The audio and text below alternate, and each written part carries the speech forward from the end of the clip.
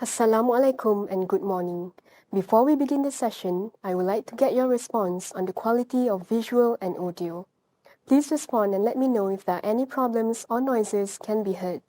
To all speakers and audience, I would like to remind you to kindly mute your microphone during our session.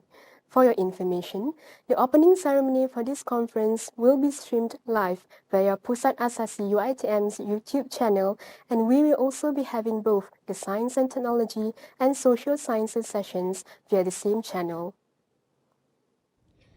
Ladies and gentlemen, before we begin, it is time to sing the national anthem, Negaraku.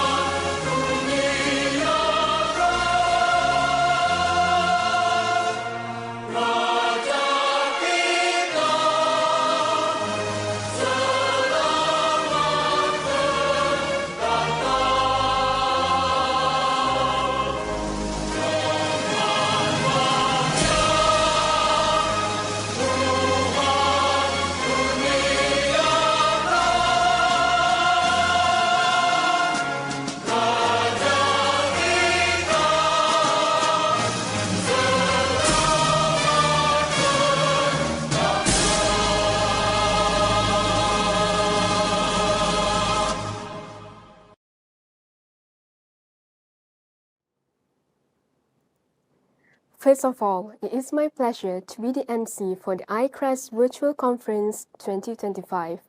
My name is Siti Nur Yasmin Sheikh Sohaimi from the Center of Foundation Studies, University Technology Mara, UiTM, Malaysia.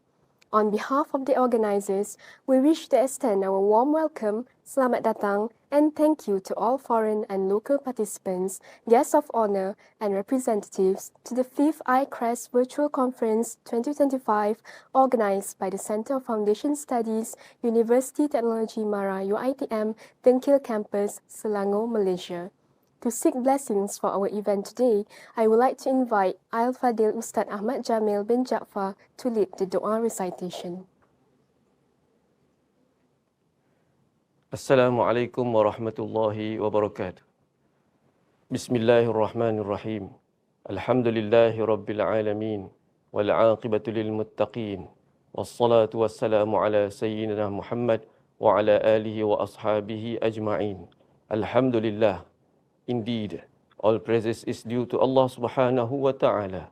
We praise Him and seek His help and forgiveness on this blessed day. In conjunction with I-CReST 2025, we seek your blessings for a flawless progress of this event from the beginning till the end. We also ask you for the safety of our religion and the well-being of our lives.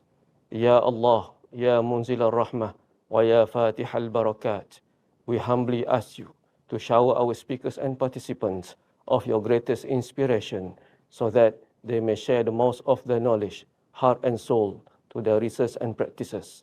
May we also absorb the precious knowledge and put it into practice, what we may learn today. Kindly give us toughness and courage to face all the struggles and gain a wide range of knowledge. Ya Allah, Ya Kareem, we pray that you bless all the committees in charge, that they may be able to execute their tasks responsibly, that the objective they have set may all be achieved. Ya Allah, do bless our meeting and gathering, and do prevent us from harm and unfortunate events. Allahumma ja'al jama'ana hadha jama'an marhuma, wa tafarruqna min ba'dihi tafarruqan ma'suma. Rabbana alayka tawakkalna, wa ilayka anabna wa ilayka al-masir. Rabbana atina fid dunya hasanah, wa fil akhirati hasanah, wa qina adhaban nar. Wa sallallahu ala sayyidina Muhammad wa ala alihi wa sahbihi wa baraka wa sallam. Walhamdulillahi rabbil alamin. Taqabbalallahu minna wa minkum. Wassalamualaikum warahmatullahi wabarakatuh.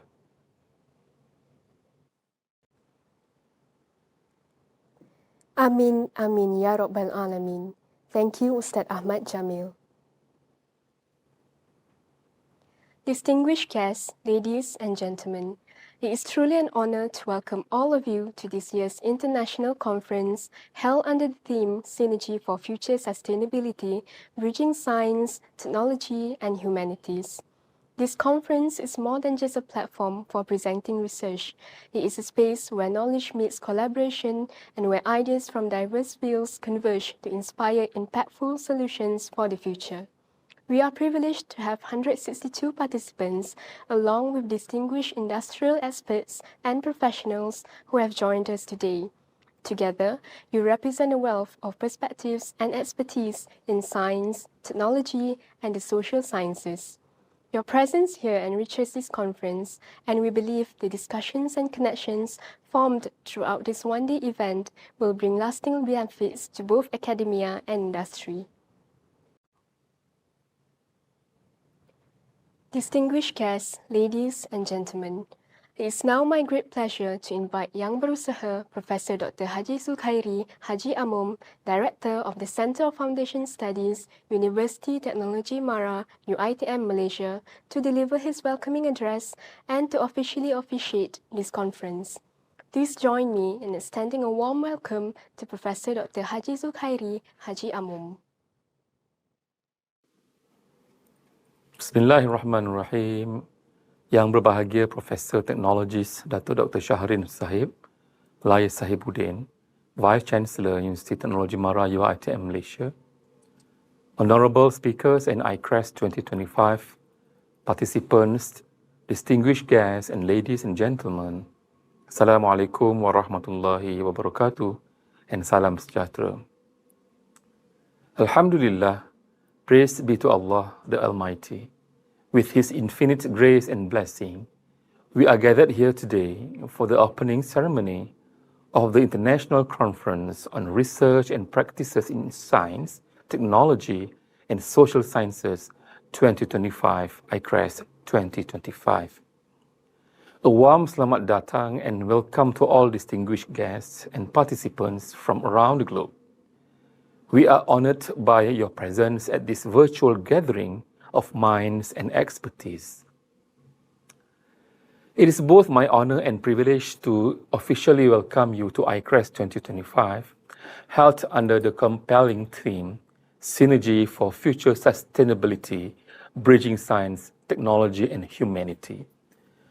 This theme encapsulates our collective commitment to innovations that goes beyond technological advancement.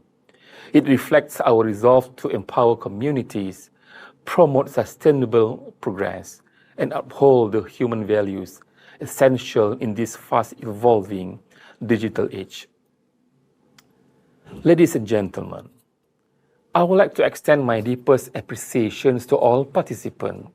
Your enthusiasm, commitment, and intellectual contributions have been instrumental in bringing this conference to life and ensuring its continued relevance and success. This year, we are thrilled to have received an impressive 162 submissions from across the group. We are especially proud to welcome esteemed delegations from Indonesia, Nigeria, Timor-Leste, and Japan, a clear indication of I-CReST's growing international stature. A heartfelt congratulations and thank you to all our presenters and contributors. Your dedication has made this conference not just possible, but truly meaningful. I must acknowledge and commend the tireless efforts of the I-CReST 2025 Organizing Committee. Your unwavering commitment, seamless collaborations, and meticulous planning have ensured the smooth execution of this event.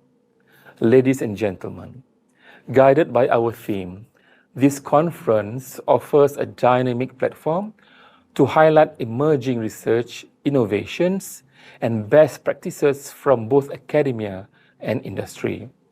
It exemplifies our shared commitment to driving progress through collaborations across disciplines.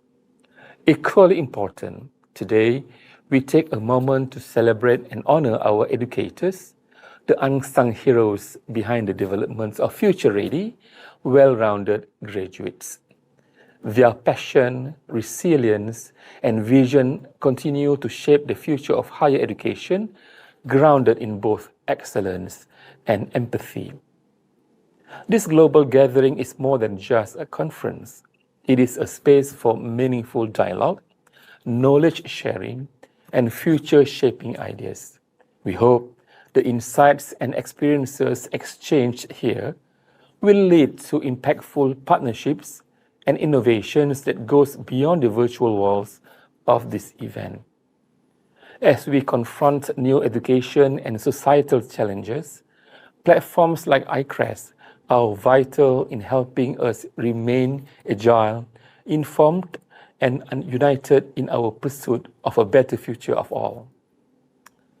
On behalf of the organizers, I would like to extend my sincere appreciations to our plenary, keynote, and invited speakers, representing both the sciences and social sciences fields. Your generosity in sharing your expertise adds immense value and depth of this conference. I am confident that everyone is eager to hear the thought-provoking perspectives and cutting-edge ideas that our speakers will be presenting shortly. Ladies and gentlemen, we are here deeply grateful to our industry partners and collaborators whose generous support and strategic cooperations has been vital to the success of I-CReST 2025. To all the distinguished experts with us today, thank you for enriching this conference with your presence. May the sessions ahead lead to fruitful discussions and long-lasting connections. To each and every participant, your support and involvement reflect a shared dedication to knowledge, innovations, and progress. We are truly grateful to your contributions. I hope you will take this full advantage of this golden opportunity to expand your horizons, sharpen your skills, and contribute to the global advancement of research and practice. Once again, I commend and congratulate the organizing and all participants for your hardworking, commitment, and success in making this event a reality. Without further ado, in the name of Allah, most gracious and most merciful, it is my great honor to officially officiate the 5th International Conference of Research and Practices in Science, Technology, and Social Sciences, I-CReST 2025. Thank you. Wishing you all a productive and enriching conference ahead. Wabillahi taufiq wal hidayah. Wassalamualaikum warahmatullahi wabarakatuh.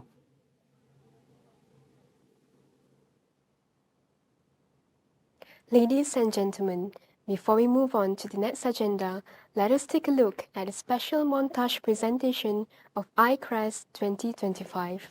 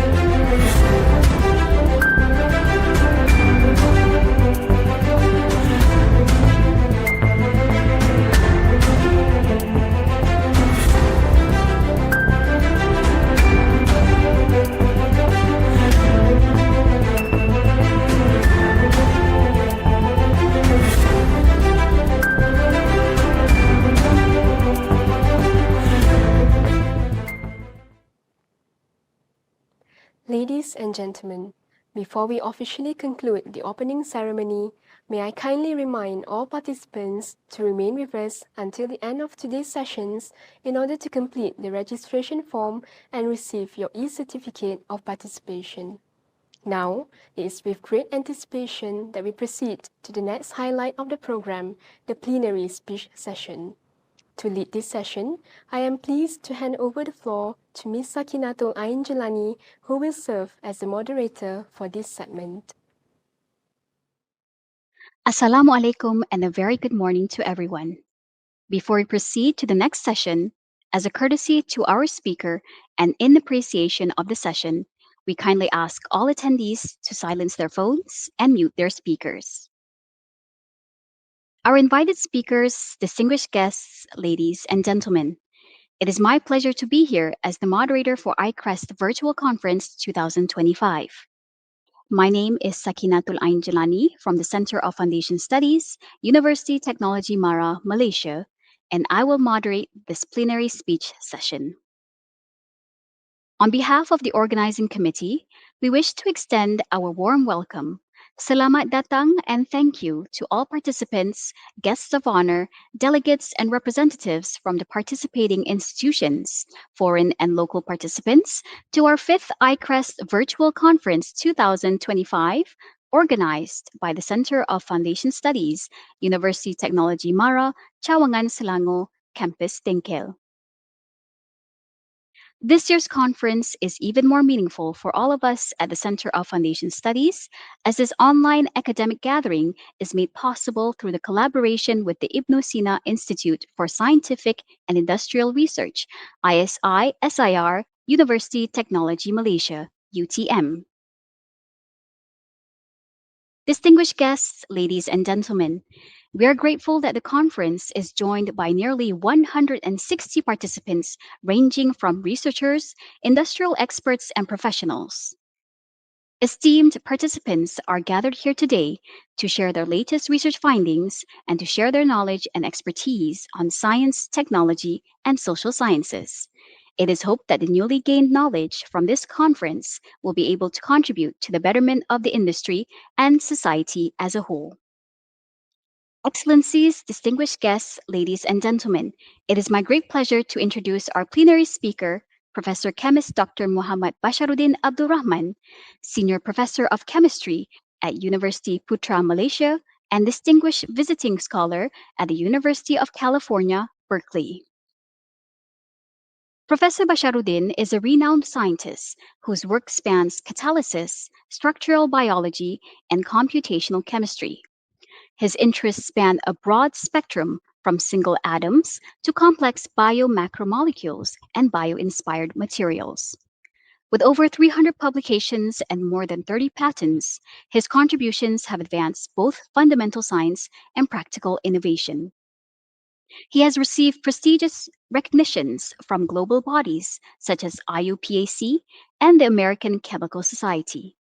And he continues to inspire the scientific community through his leadership roles, including chairman of the ISTIC Governing Board under UNESCO, president of the Malaysian Analytical Sciences Society, and editor-in-chief of the Malaysian Journal of Analytical Sciences.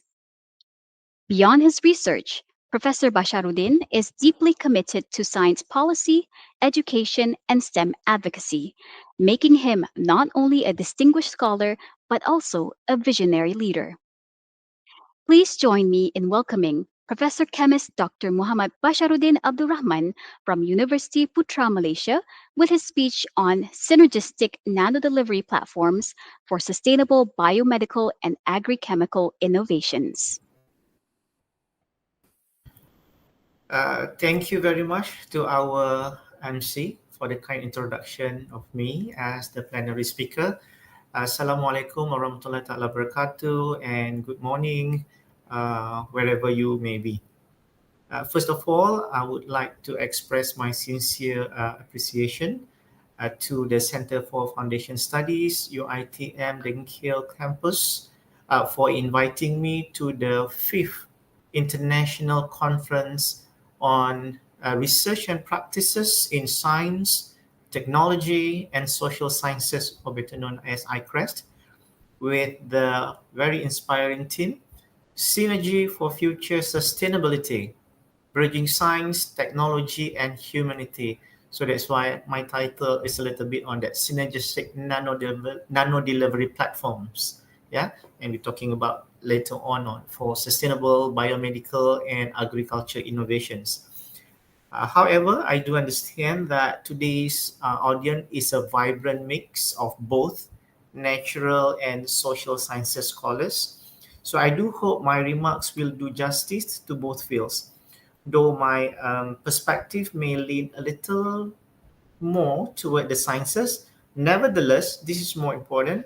I firmly believe that the true application, as well as the economic and societal impact, will be for the social sciences to lead and shape, particularly in Malaysia.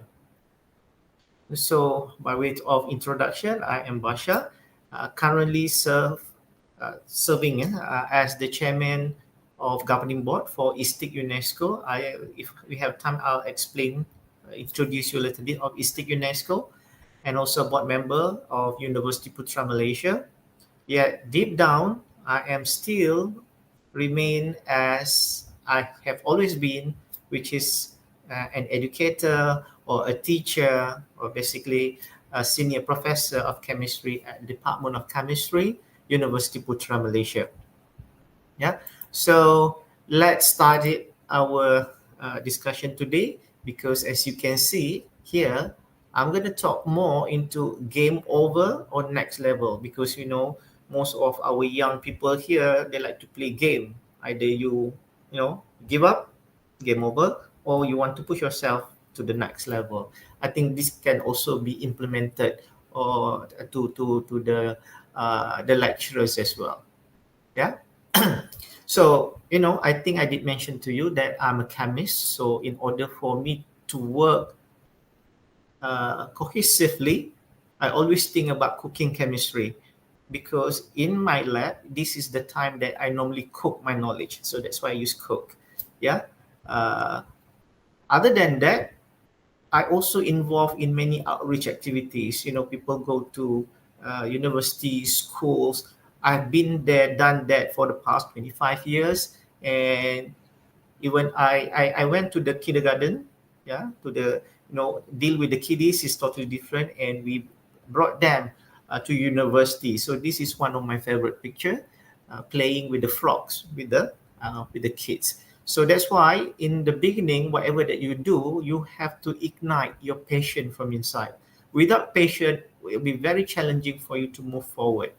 So now let's have a look at the Malaysia scenario. This is a very unique. Under the Academy of Sciences Malaysia, they published this in 2013, and this is the only time that they publish. Yeah, even right now, they haven't published anything yet related to what they call as faces of science in Malaysia. And if you look at all the pictures, they are all scientists. Yeah, there are basically 21 Malaysian scientists who have made a difference in the national and also at the international level, particularly on the STI landscape. In fact, few of them just passed away, and you can see all very senior. I'm the only one here. I'm basically the youngest, but this is something that maybe I can share how I changed the landscape, particularly in youth. So I'm glad as well to talk to you, all the young people here. So my involvement with the Global Young Academy, and then established the Young Scientist Network, and this is what I mentioned just now, I-CReST UNESCO. Yeah. So who am I? Way back then, I mentioned more than 25 years that I've been dealing with the schools, with the youth to engage them in science. But this is a very important word, multidisciplinary. Even though I'm doing a lot of science, but I also involved in the social sciences. There are many activities that being run. Yeah. And how I started my journey is by looking into this. I'm not sure whether you can see this, is the sparks of the fireworks. when you were kids, you love to watch all these kind of fireworks. Yeah, and it bring colors. For me, right now, I just realized that each color, basically, you have that yellow or gold, then you have red, blue, green, because it all depends on the material or metal that they use to burn in the fireworks. So that's why I love all those colors, and this is the most important in our life, how to color our life in such a different way. Yeah, or we will paint the canvas in our own way. Yeah. So let us see the big scenario in Malaysia, which is also, we talk about the world. That's why we talk about planet, the planetary health. This is one of the most challenging part. Yeah. Because this is where we're talking from the small scale to large scale, the system, consumer. This is what we call as the citizen science approach, because this is the part where we, social sciences, the consumer, basically the social science people. Yeah. But how to bring all this, for example, food system, the healthy and the sustainable way, everything back into the practice. So you can read, there are many things, and I think soon, quite soon, the Academy of Sciences Malaysia will launch the planetary health, like kind of a blueprint for Malaysia. Yeah. So from there we can understand the needs of the country. Okay, but at the same time, we also need to understand, where are we now? Are we stuck somewhere? Yeah. For example, in terms of science, honestly, we are quite still far behind, because there are many things. When we look at the evolution of research, the rapid advancement in science and technology, can Malaysia sustain that? Because when it comes to new technology, to purchase a big equipment, we may not have this kind of fund. So meaning that we have to work with other people, other countries. Innovation. So that's why I highlighted here societal progress. You need innovation. Look at the iPhone. Yeah, next week, yeah, iPhone going to launch a new one, and on the 12th September, which is yesterday. So they put the pre-order. I'm not sure. Well, 12th September basically is also my birthday, and the day where we celebrate for the global south. So this is interesting. Yeah, iPhone is interesting. And emerging trends in interdisciplinary research. I'm going to go a little bit deeper in this particularly part. But major challenges, I mentioned just now, limited funding. Yeah, it's very scary. So that's why I put that this on.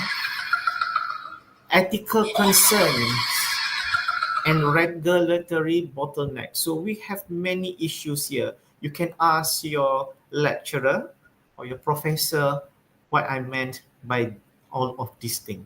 Okay?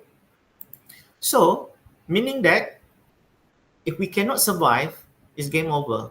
Then we have to start all over again, and we have to keep trying. But if you take into all those what I mentioned just now, very simple just now, take into consideration, we might, able to move forward. What's that? Yeah? How to move forward. So I give you an example based on my research. For example, I have many friends that pass away because of the lung cancer. Mainly they are smokers, heavy smokers. And, I hate cancer research.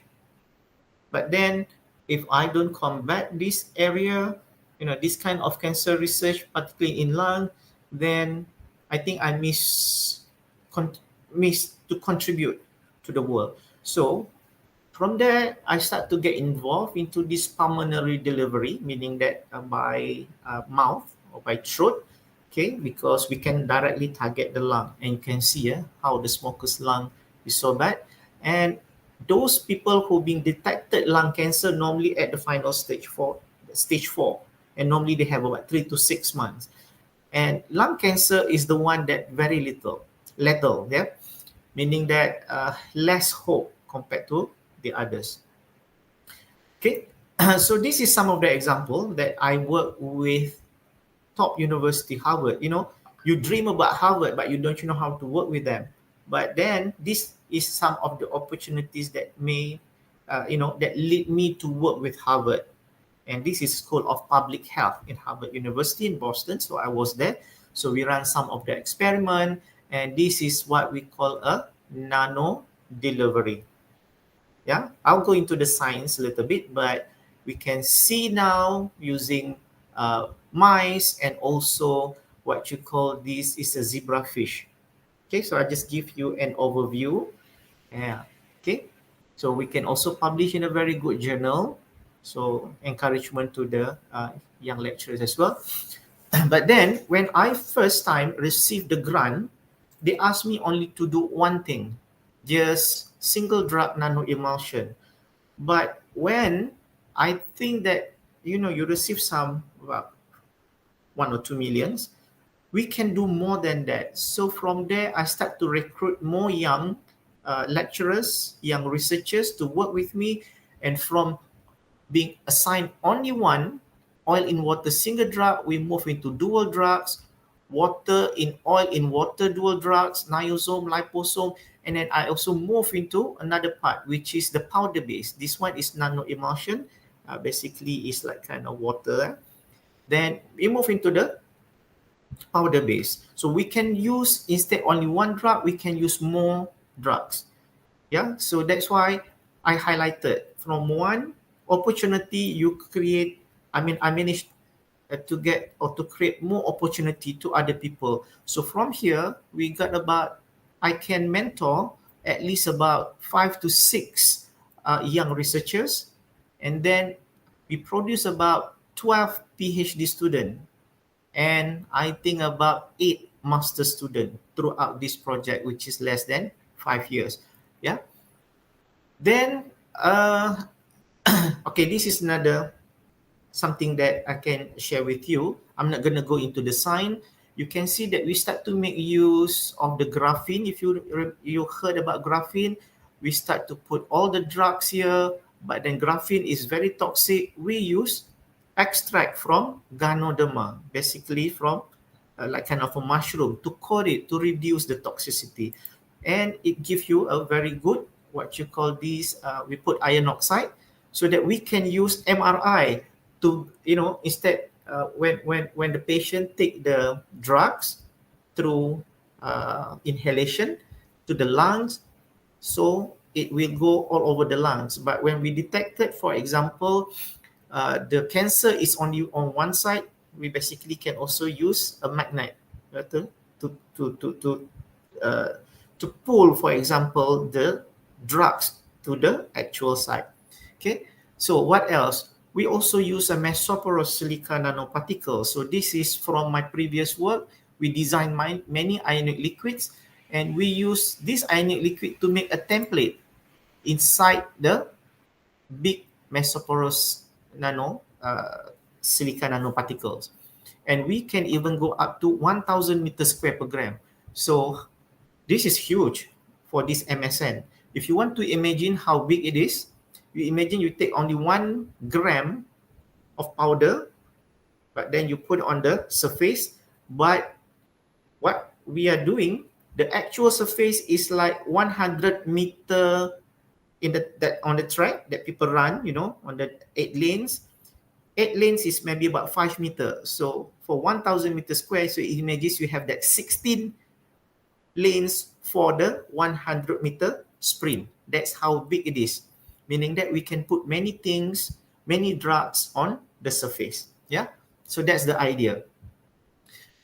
What else? We also use, for example, fish oil to reduce the nanotoxicity, and we can play around. We put many things.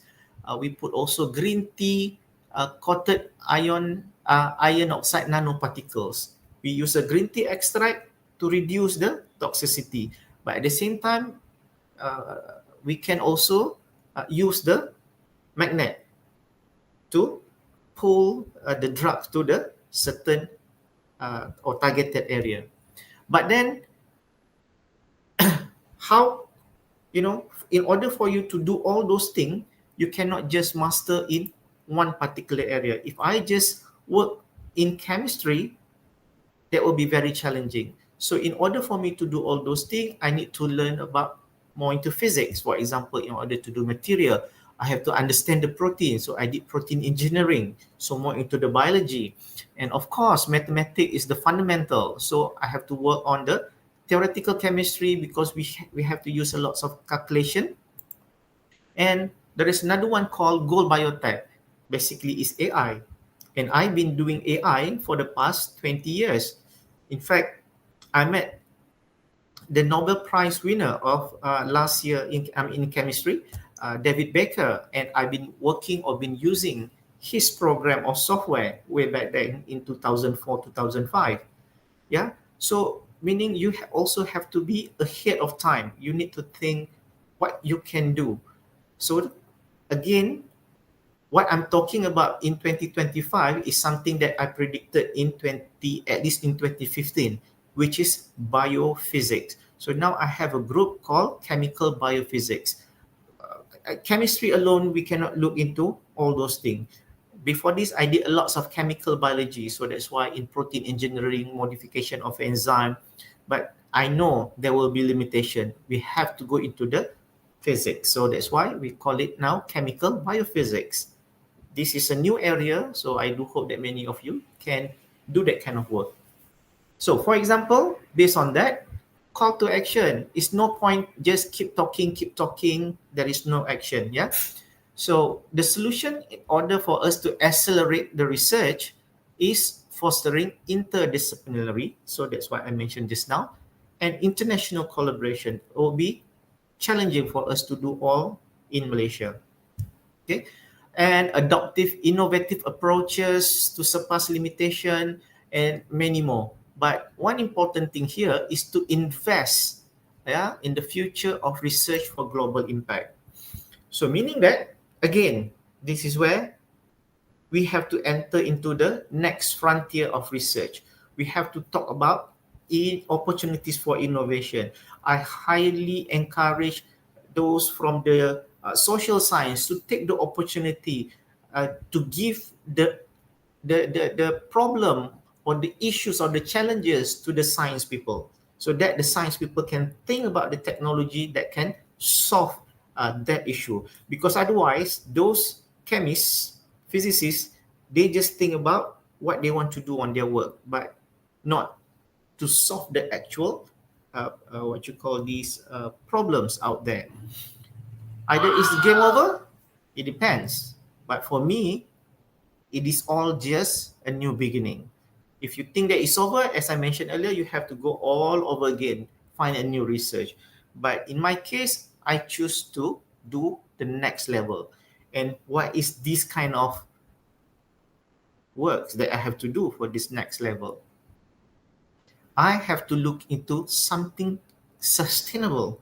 We're talking about the Sustainable Development Goals. There are 17, yeah? But now we are talking about international decades of sciences for sustainable development. This is 2024 to 2033. It's announced by UNESCO last year. So we have to come up with, we have to come up with that, because the third pillar of this International Decade of Science for Sustainable Development is bringing back the basic science. So it is very important for us to focus back in this basic science. So in order to do this, I have to look into this opportunity, one material called MOF, Metal Organic Framework. Again, because I'm a chemist, I'm always thinking about colors. I'm also thinking about structures. You can see some people just look a structure like this, but the way that I look, reticular diversity, the different geometry, different metric, different composition, you can see the different color, the local order, and the complexity. This is the most challenging, but this bring all a beautiful thing from a material that you might see only white. So here I work with University of California, Berkeley, and Alhamdulillah, in fact, UPM now is part of the Berkeley Global Science Institute. You can check what is University of California, Berkeley. So they have about 30 Nobel laureates. In chemistry department alone, they have about 5 Nobel laureates. And I'm working with Professor Omar Yagi. So he is a Jordanian. Basically, he's a Palestinian Jordanian, but now in United States. And he is one of the most potential to be the Nobel laureate. So inshallah, yeah, if he become the Nobel laureate, so I'm very happy. Yep, because we work with him. Now, this is the science deep one. I'm not gonna bore you on this, but again, I would like to share with you that using one metal, a metal and a ligand, for the chemists, they might know, or we call it simply a metal ion and a ligand, we can design and we can form different type of frameworks, unlimited combination, and you can see we can have a very porous high surface area that can be useful for many different type of application. Okay, this is one of the nice example. Way back then, in the 14th century, Islamic mosaic like this have been placed in Alhambra Palace in Granada, which is right now Spain. Yeah, so you can see the beautiful arts of this mosaic, yeah, Jubin, and you can see why it is highly mathematically ordered. But only few years back, in 2018, a Spanish and US scientists have what you call these synthesized a metal organic framework, and then they just realized that this morph structure resemblance of the mosaic that found way back then. Yeah, so you just imagine why this I'm always thinking, because we know that all these scientists way back then, especially during the Islamic civilization, they are not just good in chemistry. They're normally good in chemistry, mathematics, astronomy, even physics, or even medicine. So that is what we call a multidisciplinary. Yeah, and there are many other new morph also being shown that similar to some of the design or patterns way back then. So in my case, I start to design a morph, yeah, that work for certain purposes. So at UPM, what we call as FORMS, Foundry of Reticular Material for Sustainability. Now we can use morph. You can see here, there are many different type of applications here, but we focus on the medical, yeah, in agriculture, electrical and environmental, for example, for batteries, solar energy, many more, including to absorb from the for wastewater treatment, and also working on the catalysis and computational.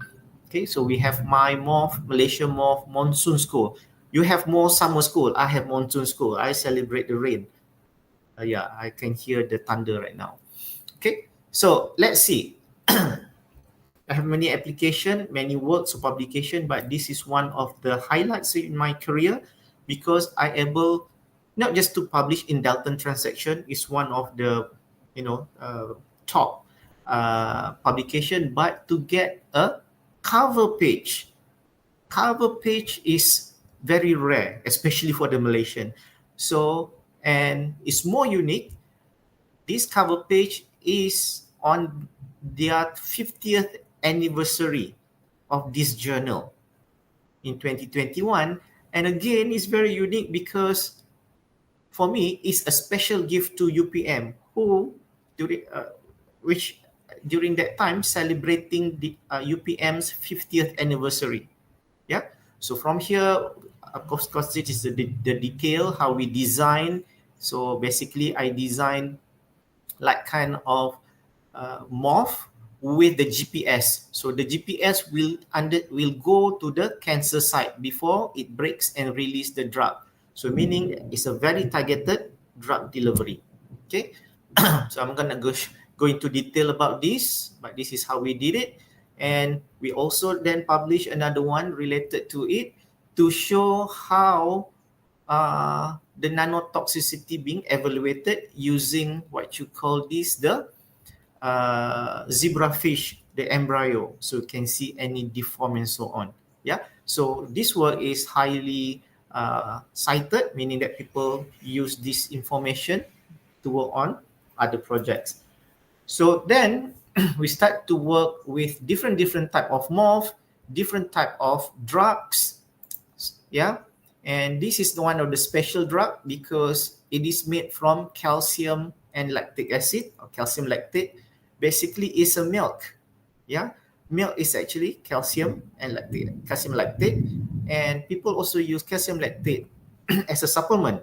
But now with a different combination, we're able to make it look like this, and we can put the drugs in between all these, what you call this, cavity, and the drug stay there until it reach to the what you call this, the cancer site, and it is being released. We also use computational. You can see through the computational work, the drug is in this cavity, right? So what's next?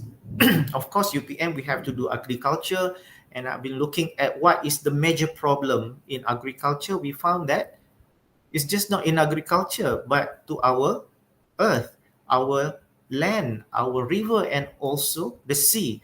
Because when people use a fungicide or pesticide, racun, then we spray everywhere. But unfortunately, only 10% go to the plants, but 90% go to the other parts. The one I mentioned, enter into the river and to the sea. And this is what we are eating back. When we eat the fish, we also eat some of these chemicals. Okay, and it's very expensive. Yeah, and we lost about 1.5 billion per year just because of this fungal attack. So try to solve this by using this my morph, and we start to design the first morph in Malaysia. So that's why we name it as University Putra Morph. And we also get a new topology. You can see here, it looks differently because we use a different linker, and topology also different. And this topology is new. In chemistry, it's totally new, and we name it as MBR. It's actually my name, short form, Muhammad Bashiruddin Rahman. Yeah, how we do it or how we did it. So mix the linker, the metal, and then put the fungicide, and later on we know that the calcium can be taken by the plant and soil. Meanwhile, the linker can be used or chelate with the aluminium to reduce the soil acidity. We solve 2 or 3 problems at the same time. Okay, so in short, for example, in this case, you can see also that if people use the normal fungicide, it all released in 1 day. But in our case, it's slow release up to 21 days. And we can also reduce the usage of the concentration. People normally use a high, but 5 to 10%, it's very high, double the concentration. We can suggest that you can use only 1% or even less based on our finding. Okay, so we run the nursery trial. So it's me, this one. So we can see at the end that our products basically give a very healthy roots and also the plant tissue compared to this one, this fungal attacks. You can see it's 4 turn already.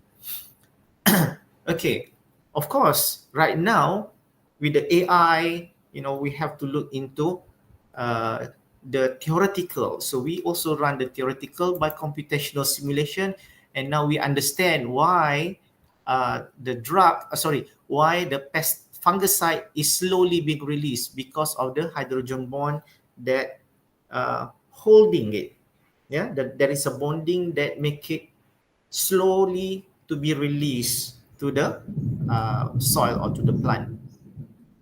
Now, that is again another, for me, very recently we got another paper selected our work to be the cover page, and this is ACS Applied Material and Interfaces. It's a Q1 paper. It's a top 10% or maybe top 5%, and to get a cover page on this is again is over the moon for me. Yeah, Alhamdulillah. So, and we are hoping as well to commercialize this product. So it's already patented.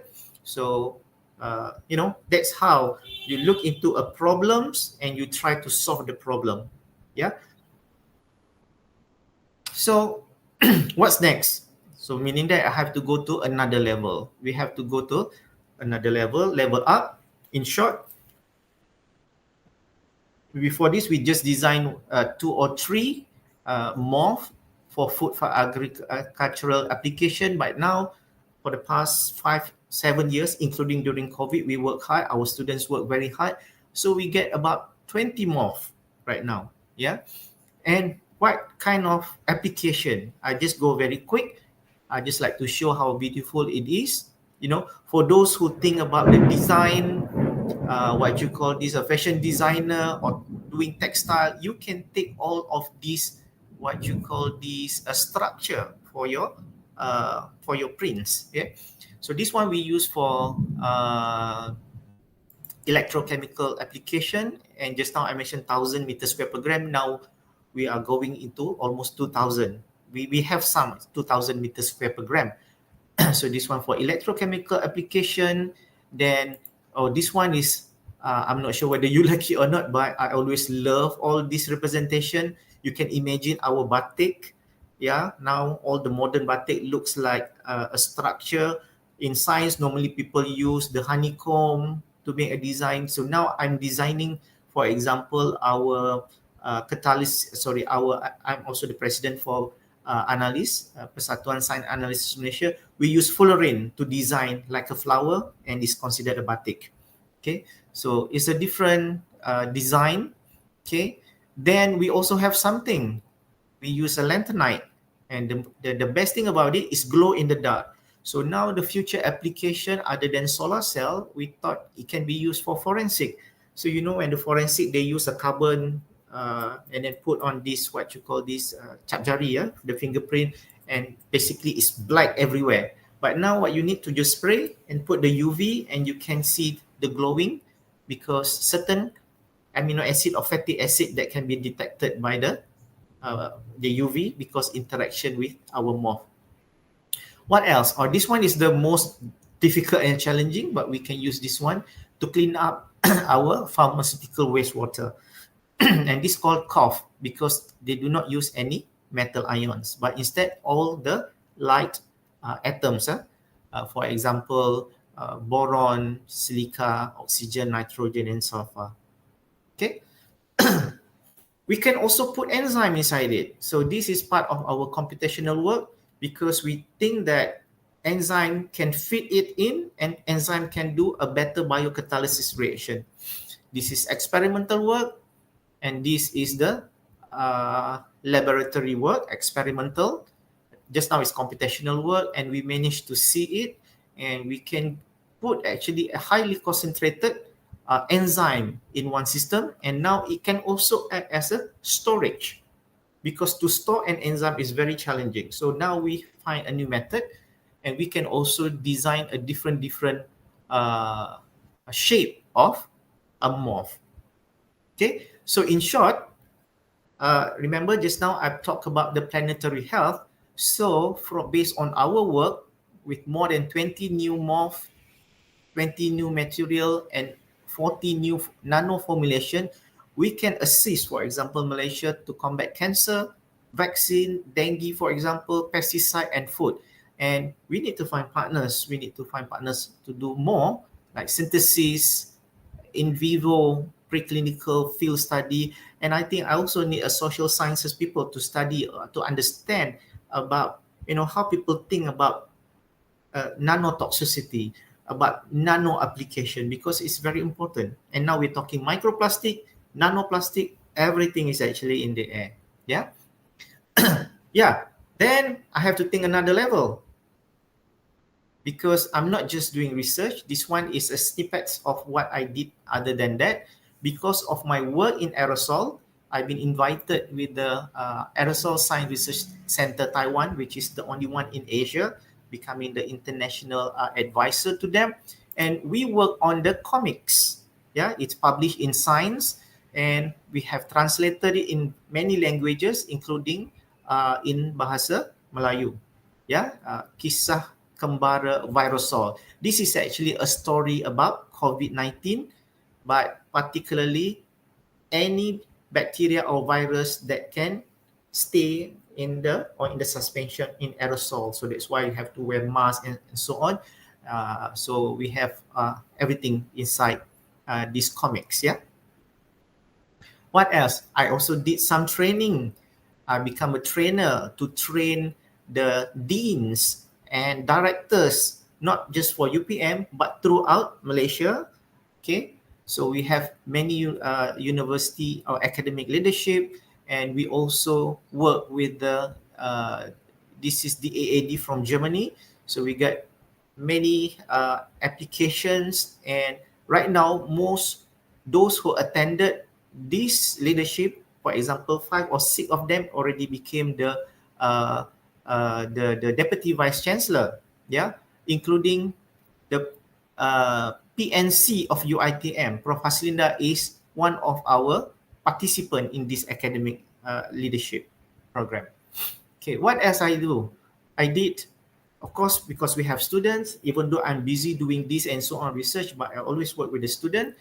For example, I arrange this program, a mobility program. I don't do the simple one anyone can do, but look at this. I work with Wazan UPM, Pusat Zakat, special dakwah mobility program, and I work mainly with the ASNAF students because I think we have to give more opportunity to them as well.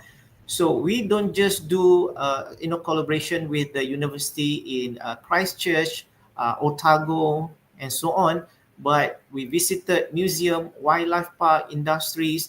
We also work with the mosque, and the most important is we did a street dakwah because people over there, they like to know about Islam.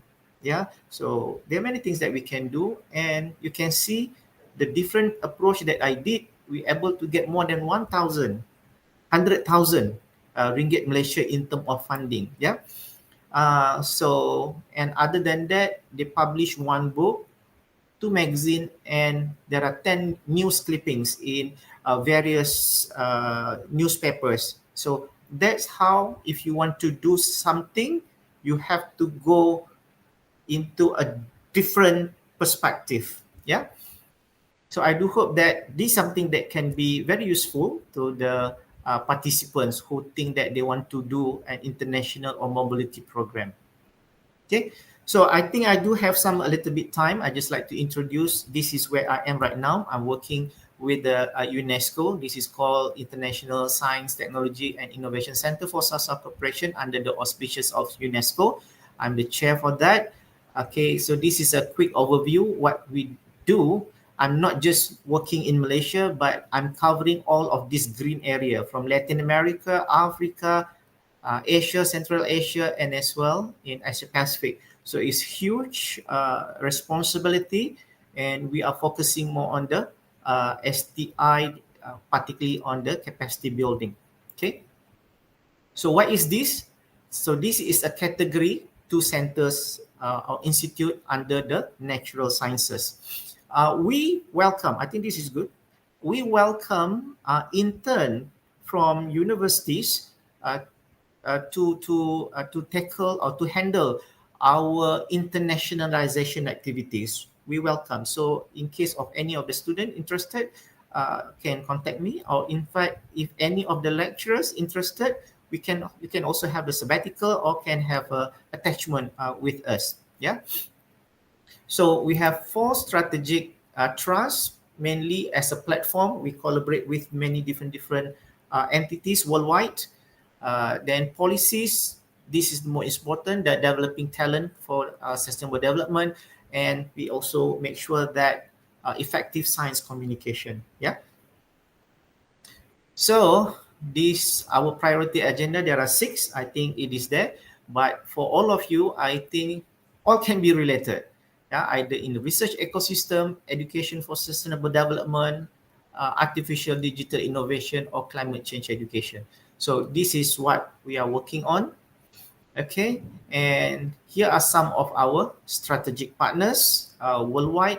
And now we're working closely, like for example, with Jordan. I'll be in Jordan next month, and South Africa November. Kenya, I just been in Kenya, so most of the time in Africa, and many more. So this is all through the matching grant, but we're also working with South Korea, Japan, UK, and France particularly. Because we have worked closely with the Office for Climate Education, which is based in Paris. All right, I think that's all from me. Sorry, I have to rush a little bit because it is very important to put your put everything in times on time so that we can have maybe a short Q&A. And this is my daughter from 2 or 3 years old, so she start to play with the microscope. Okay. I also like to say thank you to some of, this is all my PhD students. They're working on some of the projects. And I mentioned just now, I'm working with the Harvard University, Berkeley, even Royal Scientific Society, and also this one in Jordan. And this one is Madrid Material Research Institute.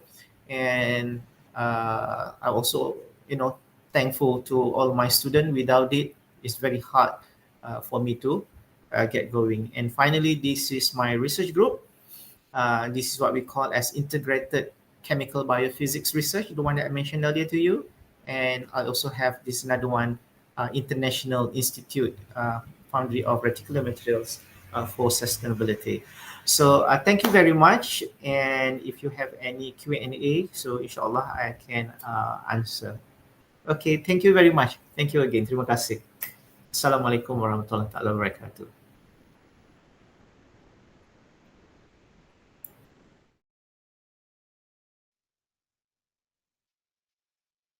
Thank you very much, Professor, for your enlightening and thought-provoking presentation. Before we proceed, we would like to wish you a happy belated birthday, as you mentioned in your presentation just now. Okay, so we will now begin the question and answer session. We have received a couple of questions from our YouTube channel. I will read them out to you, yeah, Prof, for you to respond. Okay. Okay, so the first question is, from your experience of more than 20 years in research, what is the biggest challenge you faced in order to drive innovation from single disciplinary research to multidisciplinary research? All right. Thank you very much. Thank you also for the wishes. Okay. There are many challenges, but it depends on what are you looking at. For example, because I'm working on what you call this a very fundamental work. So Malaysia is somehow not that ready when you talk about the fundamental work. And then when another part, which is from the question talking about or asking about the innovation, we are facing with what they call it as the valley of death. Because when you when you produce something, you innovate something, and then when you want to go to the scale out, so this is the big issue. Yeah, because those deep technology or something very fundamental to be transferred into the commercialization, the first hurdle will be the scale up. Because I think I have 3 or 4 of my innovation not able to pick up into the mainstream, into Malaysia industry, because there is no production site that being able to do so. So my product, for example, the first one, nano coatings, the interested parties came from Sweden, because I work with like ExxonMobil, also from France. Then second product, antifreeze peptides. The interested parties came from Japan and also from Netherlands. And as you can see, but when you want to do it in Malaysia, they are not ready. Even some of the product, I think recently I just spoke to the people in that area, nano coatings, they're still not ready for that. Even that work have been done way back in 2005 to 2009. Yeah. So other challenges would be interdisciplinary or multidisciplinary is to convince people. Yeah. For example, to convince, because I'm a chemist, So I have to work with the biologists, looking at the genome, and at the same time as well, when we were working on computational chemistry, many people think very skeptical, but after 20 years, we're talking about the AI, we're talking about even the Nobel laureate that I mentioned. But 20 years back, people think that this is superficial, but that's how, it's difficult to convince, especially the senior scientists during that time. But I think right now people start to accept. They have the openness of receiving all the ideas. Yeah, inshallah. All right. Thank So, in summary, it's related to the adapting of change and also in terms of the readiness Yep. to have that change. All right. Yes. Thank you very much, Prof. That was a very valuable perspective. I'm sure many of us found it enlightening. So, for the second question, I noticed your research area is about metal organic framework. In general, what makes MOFs suitable as drug delivery systems compared to conventional carriers like tablets? Okay. Morph can be formed into tablets. Yeah, because currently the tablet is like a mixture, like a formulation. They put everything, meaning that the stability. For example, we're looking at the vitamin C, for example. Yeah, so you need to put more stabilizer. So that's why, as a chemist, somehow I refuse to take all the supplement, because what you need is maybe 250 milligram of vitamin C, but the rest that make up the tablet is actually stabilizer. Yeah, so meaning stabilizer is other type of chemicals, might not be wanted by our body. So morph, the specialty about morph is, if you can imagine what you call these a framework like a pigeonhole, yeah, the office though. So you can put it through, you can put many things because it have its own cavity. Or if you imagine a ball, okay, inside it you can put so many things. And the specialty, I think I mentioned during the talk, is the surface area. The higher the surface area, the more things that you could put inside.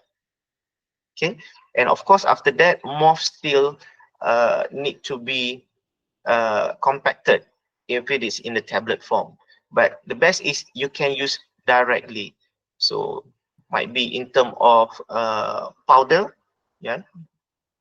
Then you can put into the put it in the what you call this what they call it the gel capsule or something.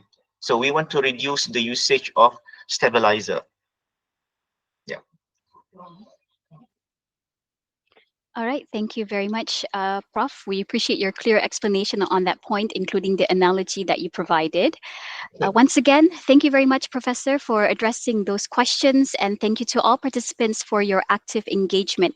Unfortunately, due to time constraints, we will need to conclude the Q&A session here. If the participants have any further questions, you may leave your question in the comment section of our YouTube channel, and we will contact you accordingly. All right. Thank you very much for the opportunity. You're most welcome. Say hi to Prof. Zuhairi. Assalamualaikum warahmatullahi wabarakatuh. Walaikum assalam. Distinguished guests, ladies and gentlemen, this brings us to the end of our plenary session. On behalf of the organizers, I would like to extend our sincere appreciation to Professor Chemist Dr. Muhammad Basharuddin Abdul Rahman for sharing his knowledge and insights, and to all participants for joining us today. We hope this conference continues to be a valuable platform for exchanging ideas and fostering collaboration. Knowledge shared indeed will be useful and beneficial to all. Until we meet again, stay safe and take care. Thank you.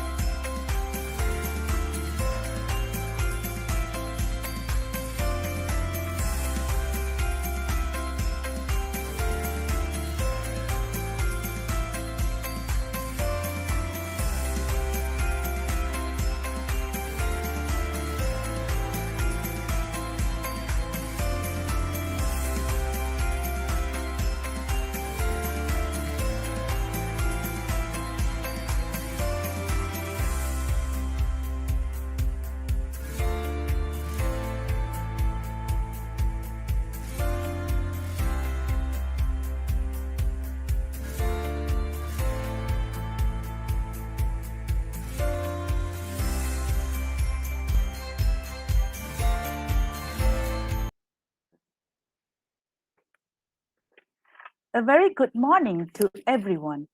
To show respect and a sign of our appreciation to the speaker, please mute your audio during the session. Our invited speakers, distinguished guests, ladies and gentlemen, it's my pleasure to be here as the moderator for I-CReST Virtual Conference 2025. I will moderate this keynote speech, Science and Technology. I'm Janaki Manokaran from the Center of Foundation Studies, University Technology Mara, Malaysia. On behalf of the organizing committee, we wish to extend our warm welcome, Selamat Datang, and thank you to all participants, guests of honors, delegates and representatives from the participating institutions, foreign and local participants to our fifth I-CReST Virtual Conference 2025 organized by Center of Foundation Studies, University Technology Mara, Cawangan Selangor Campus Denpasar. This year's conference is even more meaningful for all of us at the Center of Foundation Studies as this online academic gathering is made possible through the collaboration with Ibn Sina Institute for Science and Industrial Research, University Technology, Malaysia. Excellencies, distinguished guests, ladies and gentlemen, without further ado, I would like to invite our keynote speaker for this session. Please welcome Prof. Engineer Dr. Ahmad Farid Abidin from University Technology Mara, UITM, Malaysia. Allow me to say a few words about Prof. Farid. Prof. Farid is currently the Dean of Faculty of Electrical Engineering, UITM, Malaysia. His professional qualifications are Professional Engineer with Practicing Certificate, Asian Chartered Engineer, and currently BEM Professional Assessment Examination Examiner. Prof. Farid has international membership in Power and Energy Society, Institute for Electronics and Electrical Engineering, IEEE Malaysia section. He has expertise in many quality improvement projects, technical advisory positions, and postgraduate supervisions. Prof. Farid has many national and international collaborations and contributions, and currently he is the treasurer for IEEE PES Malaysia. So, Excellencies, distinguished guests, ladies and gentlemen, let's put our hands together virtually to welcome our respected keynote speaker for Science and Technology, Prof. Engineer Dr. Ahmad Farid Abidin, with the speech entitled The Distributed Energy Resources, DER, the Direction and the Challenges for Electrical Grid System. Prof. Farid, the floor is yours. Okay, thank you very much, moderator. Let me try to show my slide.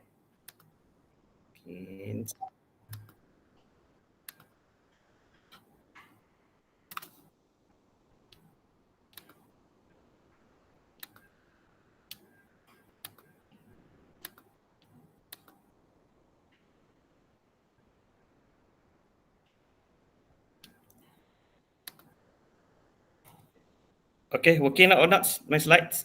Yes, Prof. Perfectly fine. Okay.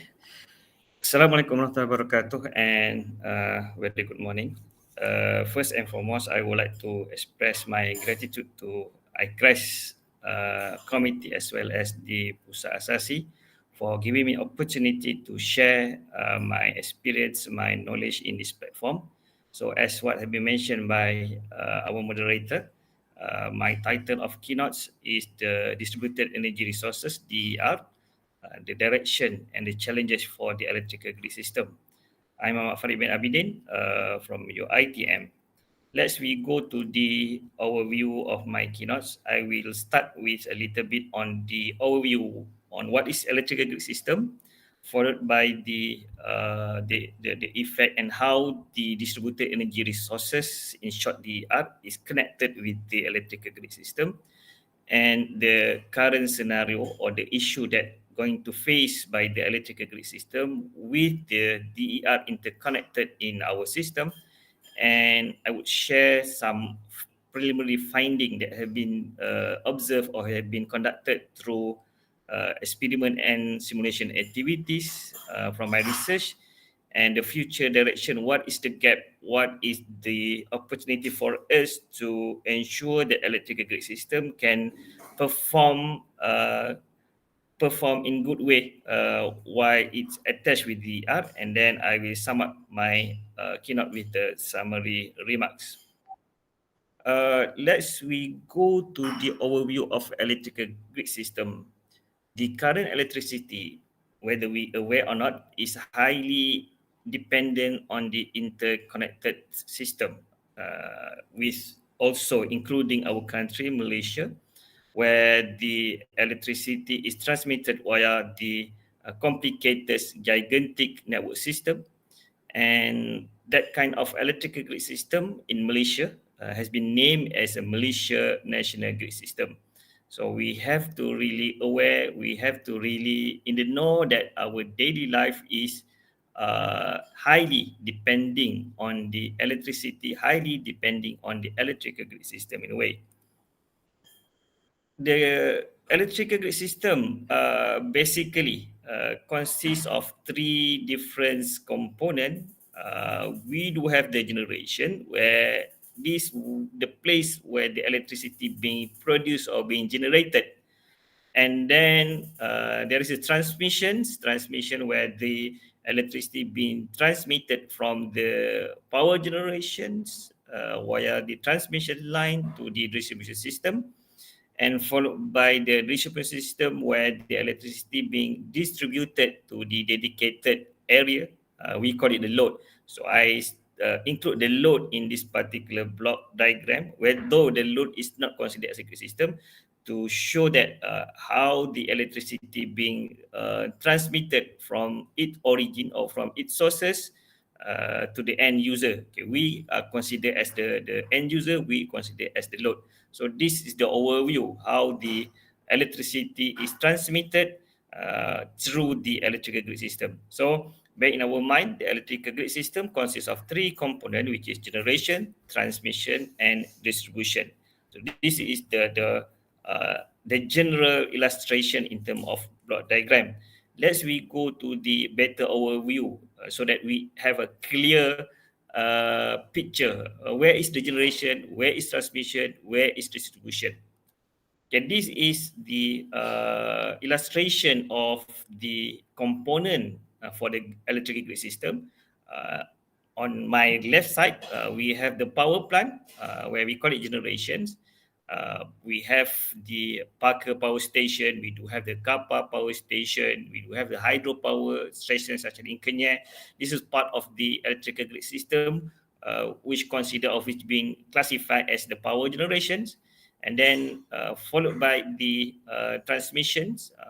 We always, there is always, we can find anywhere when we travel from let's say from KL to Kedah, we can find the transmission system nearby the paddy field, nearby the hilly area. So that is the part of the electrical grid system, and followed by the main substation or main distribution system. And then finally, the electricity come to our house, come to the building, come to any premises for the sake of electricity user. So this is how the illustration of the electrical system. I do hope all the participants can imagine where and how the electricity is transmitted and what is the important component of the electrical system.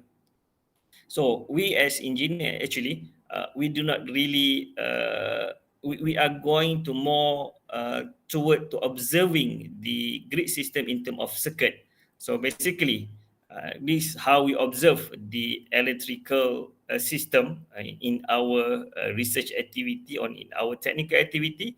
So this is the way how we translated from block diagram, from the physical construction, and finally, this is the one that we are going to look upon. This is the one that we are going to conduct the experiment, conduct the analysis to identify the performance of electrical grid system. So in my left side, we have some sort of the circular diagram with the wave in the circular. This is called generation, and also we have the transformer, the one that have Y and sort of the triangular in the circular component.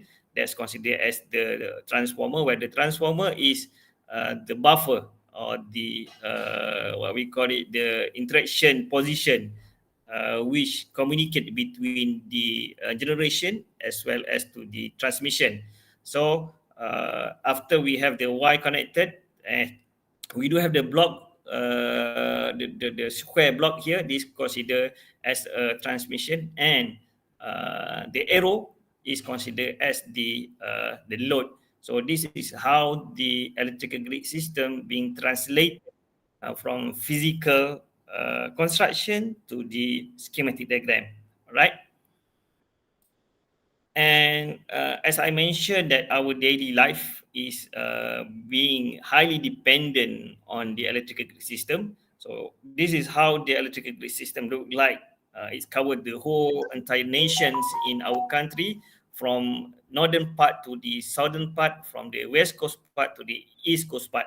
In fact, our electrical system also interconnected with the Thailand at the somewhere at Kulim, and also be interconnected in Singapore, somewhere in Johor Bahru. So actually, our electrical grid system is interconnected not only in our country, it's also interconnected in between country to country. Okay, so basically, this is the way how the electrical grid system is highly important to our daily life. Okay, let's we go to the how distributed energy resources operate or interconnected with electric grid system. Let's we have some knowledge that we have to have some knowledge what is distributed energy resources. It's all about distributed energy resources, or DR. Actually, it is small generation units installed along with distribution system. Okay, we have the power generation. That's one we call it a conventional or bulky generation system, or bulky energy resources. But nowadays, the people or the technical person tend to develop the resources or energy resources in small unit. That's we call it distributed energy resources, or DR. Also can be called as distributed generation. So basically, how DR come to our life, or how they are given more attention nowadays, is closely related to the renewable energy resources. Okay, so they are basically take advantage of the advancement of renewable energy resources. Basically, they are generate or produce the electricity from the solar, okay, from the wind, tidal, water flow. In fact, in some countries, they are also produce the energy resources on the basis of the art from nuclear. So that's kind of nuclear. I would say that is quite conventional, quite what we call it controversial in our country. But in some country, they are already moved to the nuclear, because nuclear is much more stable, much more fast in terms of producing electricity. But in our country, still we are not able to focus, or we are not able to moving to use the nuclear as our renewable resources for the DR purpose. So actually, DR is aimed to reduce the dependency, or in technical way we call it loadability of the transmission line. So we can reduce the dependency of electricity from the transmission line that we saw in paddy field, that we saw in hilly area. So in a way that it can help the power utility, it can help the government to reduce their maintenance activity, to reduce their expenditure, to reduce the budget on maintaining the transmission tower. Okay, so in a way that it can help the transmission to operate smoothly, and then to reduce some sort of problem related to blackout as well. Okay, that's the aim of having the DR in our electrical system. So this is the way how the DER is attached or interconnected in our electrical grid system. We can have a look that DER is connected at the distribution part rather than at the transmission system. So this is how the interconnected between the electrical grid system with the DER. Okay, this is again the illustration of the physical construction of DR. I just put one of the prominent DR resources, which is solar. Okay, we do have the, as I mentioned, we do have the wind turbine, we do have the tidal as well, and then we also have the biomass to produce or to work as a DR. So this is how the are being interconnected in electrical system physically. And as I mentioned, we as engineer looking the physical construction, translated the physical construction to the schematic diagram, we can have a look that the one being with the box is the new or the another sources that being interconnected in our electrical system. This is where they are being put in our electrical system in terms of schematic diagram. So as engineer, I again stress that we are going to look forward or to more appreciate the system, the schematic or electrical schematic diagram. So, actually, the advantage of DER, as I mentioned, is optimizing the transmission loadability, where we reduce the dependability of the electricity from the transmission system, and also reduce the risk of major blackout. Let's say our transmission system being have a trip or some problem have been deter the transmission operation. We still have the ER to supply our electricity, and then we still can feel, or we still can use the electrical device or electrical apparatus, though the transmission have the some kind of issue. Okay, so this is one of the important move while using of the ER. So this is very, what we call it, the breakthrough while using the ER. So we expect that the blackout which we have been facing on 1996 or 1992 won't be experienced if there is a DER is operated alternately to supply the electricity. But though there is the big advantage or apparent clear advantage of having the DER, there is also some problem or some issue that created by the DER. The first one is protection issues, low power factor, and power quality issues. But in this keynote, I going to focus on the protection problem because this is much more close to us as an end user. At least we know that when we're talking about the protection, okay, when we're talking about the system related to electricity, we are, at least once in our life, we are talking about the tripping. We are talking about the blackout. So the tripping actually related to the protections operation. So that's why I'm going to focus on the protection problem while we are having the DER. Okay. So there is one term that important we need to know is related to protection problem or related to the protection system is the selectivity. So selectivity is how the protection operate when it is tended to isolate the faulted area.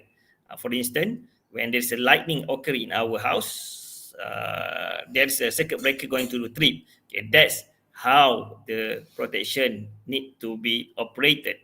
So in a way that the protections should isolate the affected area during the fault based on electrical parameter, voltage or current. Okay, when we are talking about the electrical system, there's two main parameter that always being observed, which is voltage and current. Okay, I think all of us, whether we are scientists or whether we are from what we call it law area or from education area, we should know what is voltage. At least we know the voltage and current is related to the electricity or electrical. So basically, the protection will operate when there is some anomaly, when there is some high current, when there is some short circuit in our system, in order to ensure that the safety of us as electrical user is protected, as well as the safety of the electrical equipment is protected. Okay, that's why when there is a lightning strike happen in our nearby in our house, we find the electrical circuit breaker going to trip. Okay, that's we call it selectivity. So we anticipated when there is a DER in our system, it could alter the characteristic of electrical parameters such as current. When it change the characteristic of electrical parameter, especially in this case, the current, it could affect the selectivity of protection. We afraid that when there's a DER, when this protection happen, while DER happen or DER connected in our circuit, we afraid that there is possibility that the protection not operate as what it's intended to operate. Okay, what is intended to do. So that's come the issues that we need to really observe, that we really need to identify, or we really need to design a way that to ensure that when they are appear or being connected in electrical system, it can adaptively characterization, adaptively characterize of the protection being changed. Okay, so we need to really look how the DER affected the characteristic of electrical parameter in first. Okay, so I will share some scenario that have been conducted through experiment or simulation activity on how the DER affect the characteristic of the current. Okay. Okay, as I mentioned, is the main focus is on assessing the current flow at the grounding system. Okay, and we are going to observe the current flow with and without DER. Okay, why we choose the current? Because the current is the main parameter, or the main observation parameter that being used to sense whether the electrical system is having the problem or not. Okay, so of course, when the fault happen, the short circuit happen, the current going to be very high, and it will trigger the circuit breaker. It will trigger the protection to operate. Okay, to isolate, to ensure, or to cut off the current from flow to the other part of the system. Okay, that's how the protection or the circuit breaker in a way used to operate in, to ensure that electricity is safe to be used. All right. When we talk about the simulation activities, another component that we need to observe is ground resistance. Okay, it's quite technical to mention, but if you look to the substation, there is component of ground resistance that we need to observe. Basically, the ground resistance is we have to measure predictably once a month or 2 months to ensure that the resistance is quite low to divert the current when the fault happen. So basically, the highest allowable ground resistance is 10 ohm, and it's lower than that is much better. The system going to expected to operate. Okay. Okay, this is the diagram that being developed through the simulation activities using the MATLAB. From the one that I mentioned on the schematic diagram, we redevelop the electrical grid system through the simulation package or simulation software called as MATLAB. Okay, we have here, if you can look here, there is some sort of the what we call it, the generator. We can have look the circle with the wave, and then we have the transformer. We do have the fault. If you can look A, B, C with some sort of the lighting picture here. This is the fault This is something that we need to create to ensure to look the performance of the electrical grid system. Okay, we need to create the problem. So the problem in this case we call it as a fault. Okay, this is the electrical system or electrical grid system without the DER.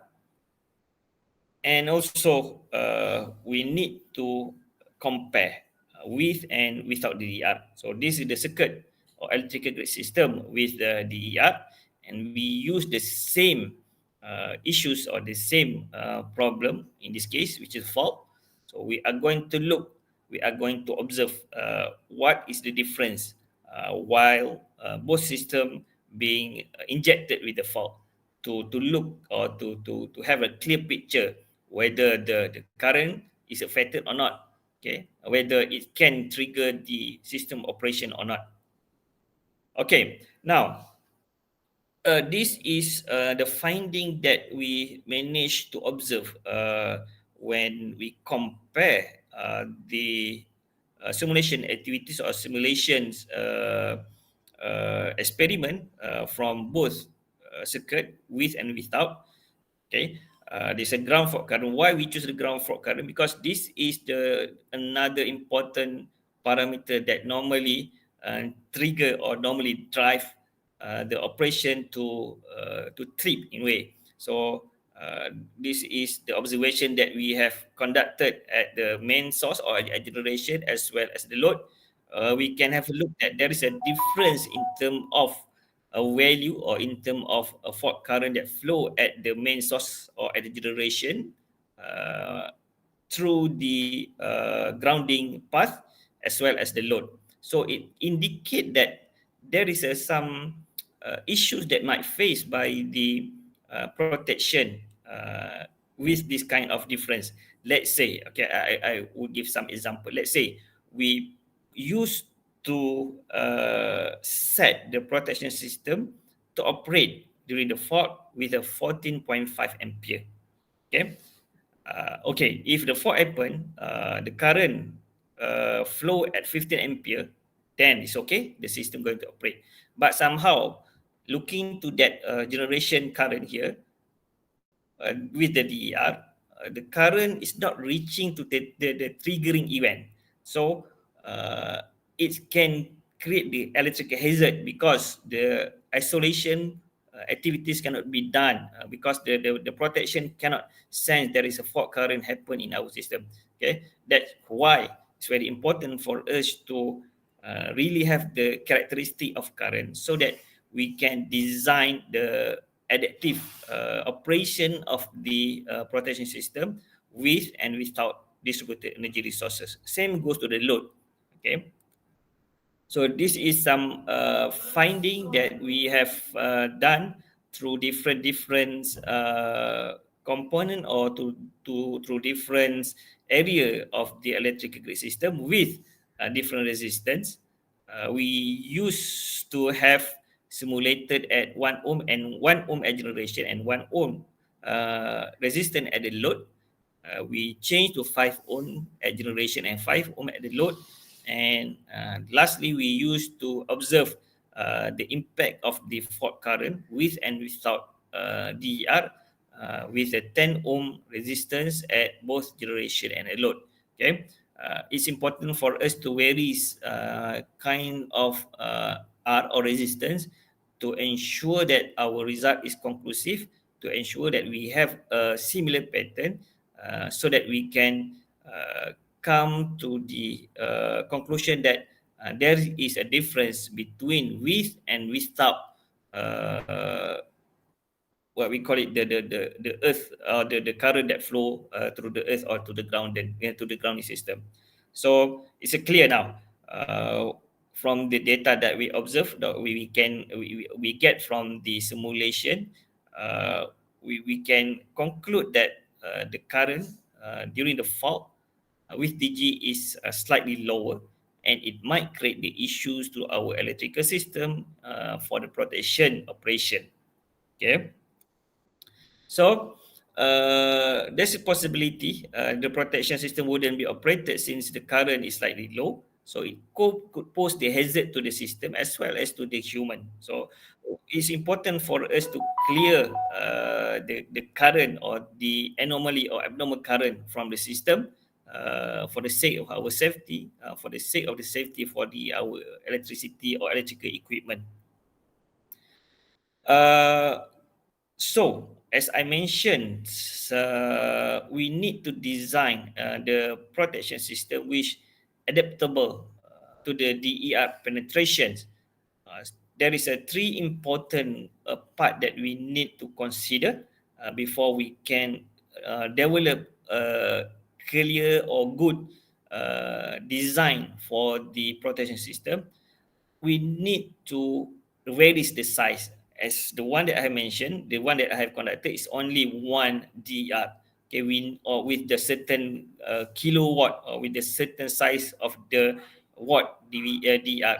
We need to raise the DER, the location of DER, or the location of the fault as well, so that we can have more accumulated or more characterization of the current that flow at the system. And then we also need to we need to identify the different type of protection system. In our grid system, we have so many type of electrical system. Okay, we have current-based protection system. We have voltage-based protection system. We had a frequency-based protection system. Okay, I mentioned this kind of the parameter is the basic parameter that being used to protect our electrical system. So we can have a look. We can have kind of observe, explore, investigate how a different type of protection system react when there is a DER appear or connected in our system. And also, we need to consider the different type of DER. As I mentioned, we have so many different kind of distributed energy resources. We do have the distributed energy resources that origin or produced by the solar. We do have distributed energy resources produced by the wind and also biomass. Different kind of DR produce different kind of current, produce different kind of electrical parameter, and it might produce a different kind of protection operation issues. So this is the three component or three future gap that we can consider to pursue the research activity in electrical grid system with regard to distributed energy resources.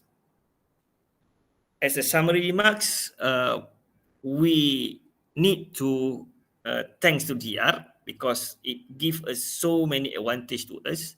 It gives so many benefit to us. We can still use the electricity if the blackout happen in the transmission system. Is blackout happen in bulky power generation, but we need to aware. We need to really accept that they are also pose some problem to our electrical grid system. And the one that I mentioned is one of the problem, one of the issue that need to be tackled for the electrical scientists. And of course, the protection system, the one that we are really use or really what we call it know in our daily life is among the affected apparatus based on the result, based on the simulation result that I have shown. So it would create the potential wrong selectivity operation for the protection, and if the wrong activities or the wrong selectivity for the protection read it's exposed the human ourselves and the human to potential electrical hazard. So it's quite what we call it issues, are big issues if the protection are not operate on what intended to be operated. So but we need to do more comprehensive studies to get a bigger picture, to get a better picture, so that we can design a good protection system, a comprehensive protection system to cater when DER appear in our system. So some of us might think that nowadays, is there any problem, or why there is no problem that we are facing now? Because in terms of penetration, in terms of capacity of DR in our electricity is quite low. Okay, we in Malaysia we have about less than 5%, I think less than 3% DR operate in our electrical system. I'm thinking that I'm presume that when it could create or pose the problem when it reached to 10 to 20% when they appear in our electrical system. That's why it is important for us to anticipate how or how big the ER can create the problem in our electrical system. And TMB also nowadays already conduct the studies, the effect of DER to our grid system, not only for the protection, it's also focused on the stability of the grid system, it's also focused on the power quality grid system. Okay, so with that, I end up my keynote. Thank you, and then I would like to open any question on the floor. Okay, back Thank to you, Prof. Thank the you, Prof, for the insightful keynote on the direction and challenges of DER in our electrical grid system. When it comes to transformer, as you mentioned, Prof, some of us, including me, might think of Megatron, Optimus Prime, or Bumblebee only, but it's beyond those transformational robots here, everyone. So, Prof, you have given us a lot to think about, from the potential of DER to strengthen our energy networks to the very real technical issues it introduces for protection and safety. Now, I open the session for Q&A. We have a few questions, Prof. So allow me to read those questions, yeah? So the first question is on balancing benefits and risks. You highlighted both the advantages of DER, such as reducing transmission load and blackout risk, and the challenges, particularly with protection system.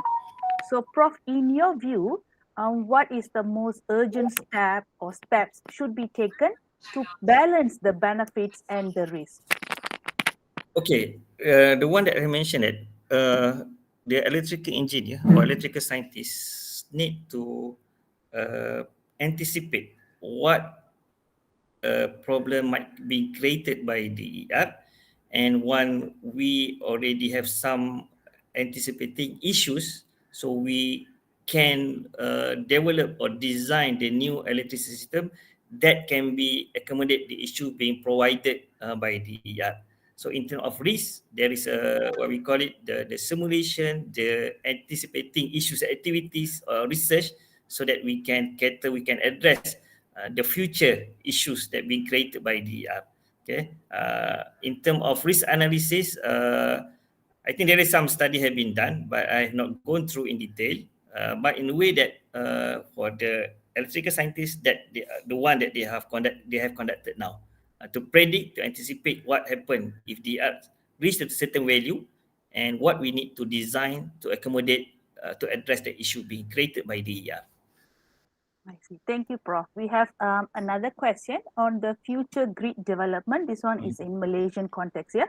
So looking at Malaysia's national grid and global move towards renewable integration, how do you see the role of DER evolving in the next decade? And what kind of policy support would be essential to ensure safe and reliable adoption? Good question. It should be asked to the Menteri, to Minister actually. But we have some sort of the initiative. Previously, we have a feed-in tariff, which already imposed nowadays.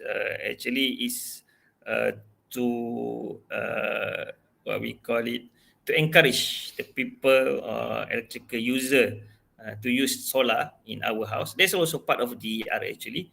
And then there is some what we call it the company that have been some what we call it the direction from the National Energy Transition Plan to encourage the company, the technical company, to open the DER or to produce the DER to support that kind of initiative. I would say that maybe on 2050, we are using 30 to 40% electricity coming from the distributed energy resources, because the system is not really what we call it. We are not able to highly cope with the increased demand of electricity nowadays. We have the number of people in Malaysia increase in terms of citizen, and we have also kind of industry who are need to have a high demand electricity, such as Bitcoin, such as a data center which use a high electricity. So the transmission system cannot afford, no longer afford within 20 or 30 years. So DR is one of the, not the one, is a must within 20 or 30 years. Okay, and there's another issue that I mentioned. If we are focusing on DR based on the current renewable energy, such as solar, wind turbine, that kind of resources is not really fast, or it's not really stable. There is possibility, whether we agree or not, venture on the nuclear as our DR. So just imagine 20 years from now, Janaki, in behind your house, there's a nuclear reactor who are giving us electricity. Okay, right. Okay.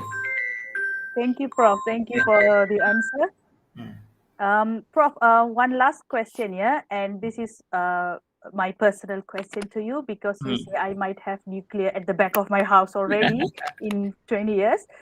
So, Prof, using nuclear for DER purpose, in Malaysia, you say we are still not ready for that. Why, Prof? Is it because of costing, or lack of expertise, or the risk of handling that? Why? Of course, costing is not a big issue, but I would rather to say that expertise, and also in terms of safety awareness, or some sort of our acceptance level of having nuclear. All right. So we need to prepare technical person who are really keen to promote the nuclear, need to prepare nowadays to create awareness, to develop some sort of platform, how our household or how our building to be interconnected with nuclear, and in terms of safety as well, because we know that when people talk about nuclear, there's always a safety reason. There's always of what we call talking about dangerous when is boom busting, boom, right? Right. So that's the main issue. It's about the expertise as well as the safety reason. Yes, Okay. yes, Prof. Very, very well said here. So thank you so much, Prof. Farid, for sharing your valuable perspective with us today. This discussion highlights not only the opportunities, but also the responsibilities we face as we move towards a more sustainable and resilient energy future. So, ladies and gentlemen, please join me in giving Prof. Farid another round of appreciation. Everyone, stay tuned for the next keynote session in social science. Thank you so much.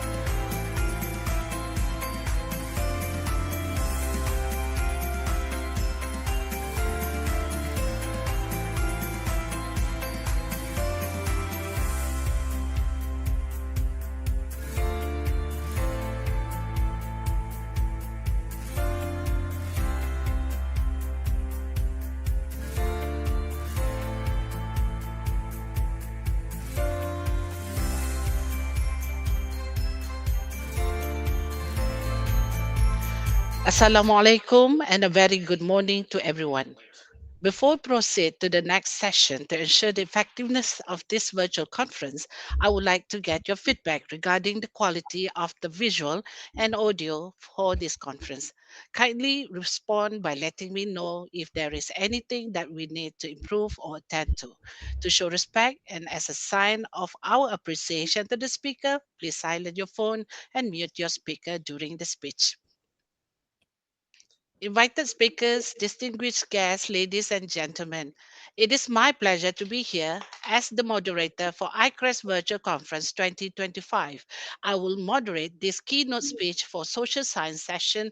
My name is Siti Marina Amit from Center of Foundation Studies, University Technology Mara, Malaysia. On behalf of the organizing committee, we wish to extend our warm welcome, selamat datang, and thank you to all participants, guests of honor, delegates, and representatives from the participating institution, foreign and local participants to our fifth I-CReST Virtual Conference 2025 organized by Center of Foundation Studies, University Technology Mara, Cawangan Selangor, Campus Dengkil. This year's conference is even more meaningful for all of us at the Center of Foundation Studies, as the online academic gathering is made possible through the collaboration with the Ibn Sina Institute for Scientific and Industrial Research, ISI-SIR University Technology Malaysia, UTM. Distinguished guests, ladies and gentlemen, we are grateful that the conference is joined by nearly 160 participants, ranging from researchers, industrial experts, and professionals.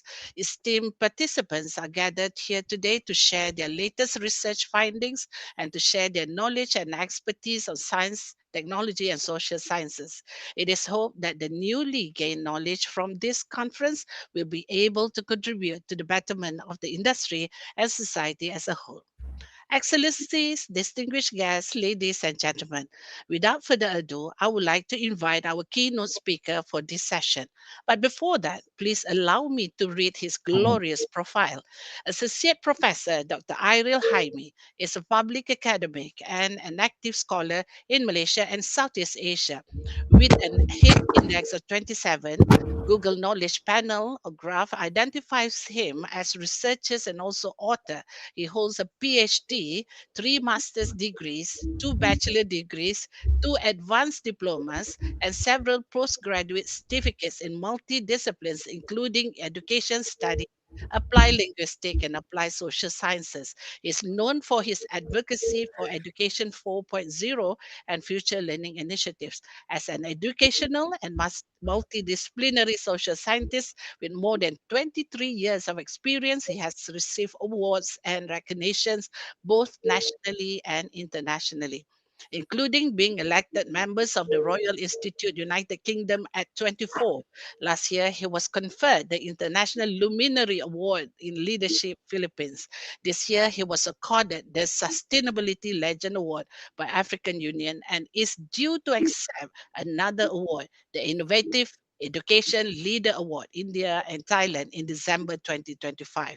Today, Dr. Iron continues to research to write about his multidisciplinary areas, adding to over 200 preceding papers, journal articles, books, chapters, and books he has written and appear frequently on radio and television channels in Malaysia and across Southeast Asia. He was attached to the Academic Excellence Division Ministry of Higher Education Malaysia as Senior Principal Assistant Director from 2022 to 2024. Also an expert evaluator for education, linguistic, and TESOL, MQA Malaysia, and adjunct senior academic fellow, the Open University of Indonesia, together with other holding senior together with holding other senior academic and research fellowships around Asia and Europe. Dr. Iril has served and continues to serve as a visiting scholar and expert advisor in or to many institutes and organizations in Malaysia and in Brunei, India, Indonesia, Morocco, Nigeria, Philippines, Singapore, New Zealand, and recently Greece. It is absolute honor to have him here today. Ladies and gentlemen, sharing his speech entitled Exposure, Immersion, Interactivity, power-ups for Education 5.0. Please welcome from Academy of Language Studies, University Technology Mara, Associate Professor Dr. I-CReST. The floor is yours. In the name of Allah, the most gracious, the most merciful. Assalamualaikum warahmatullahi wabarakatuh.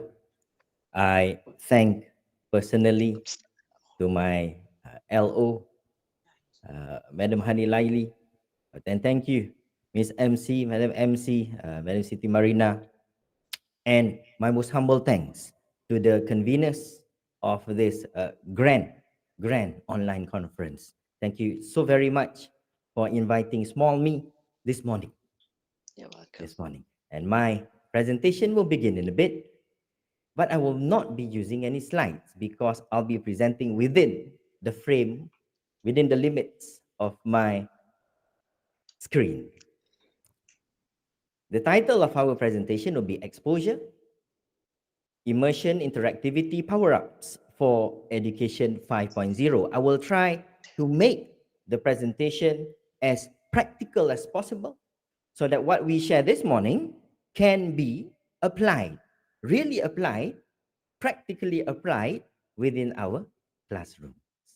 And to begin, so I have about 25 minutes, 26 minutes left. Let me begin my presentation.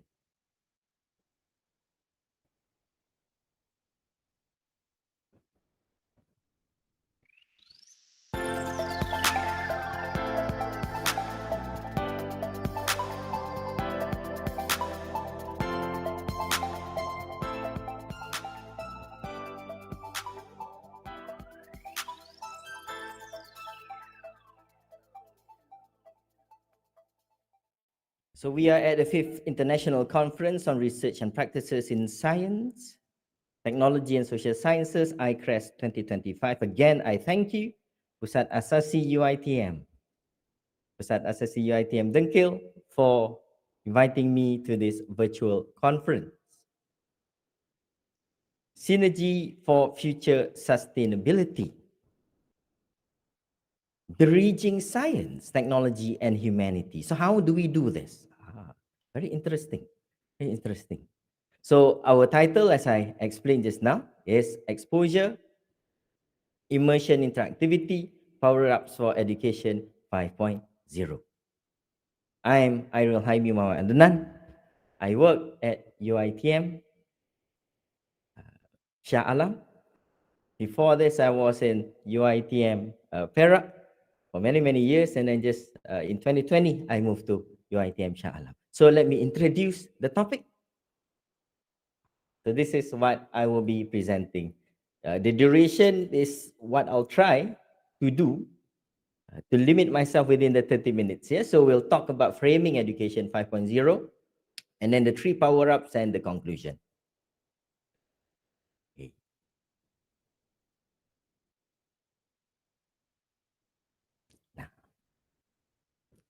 So what is Education 5.0? Let me give you the easy version.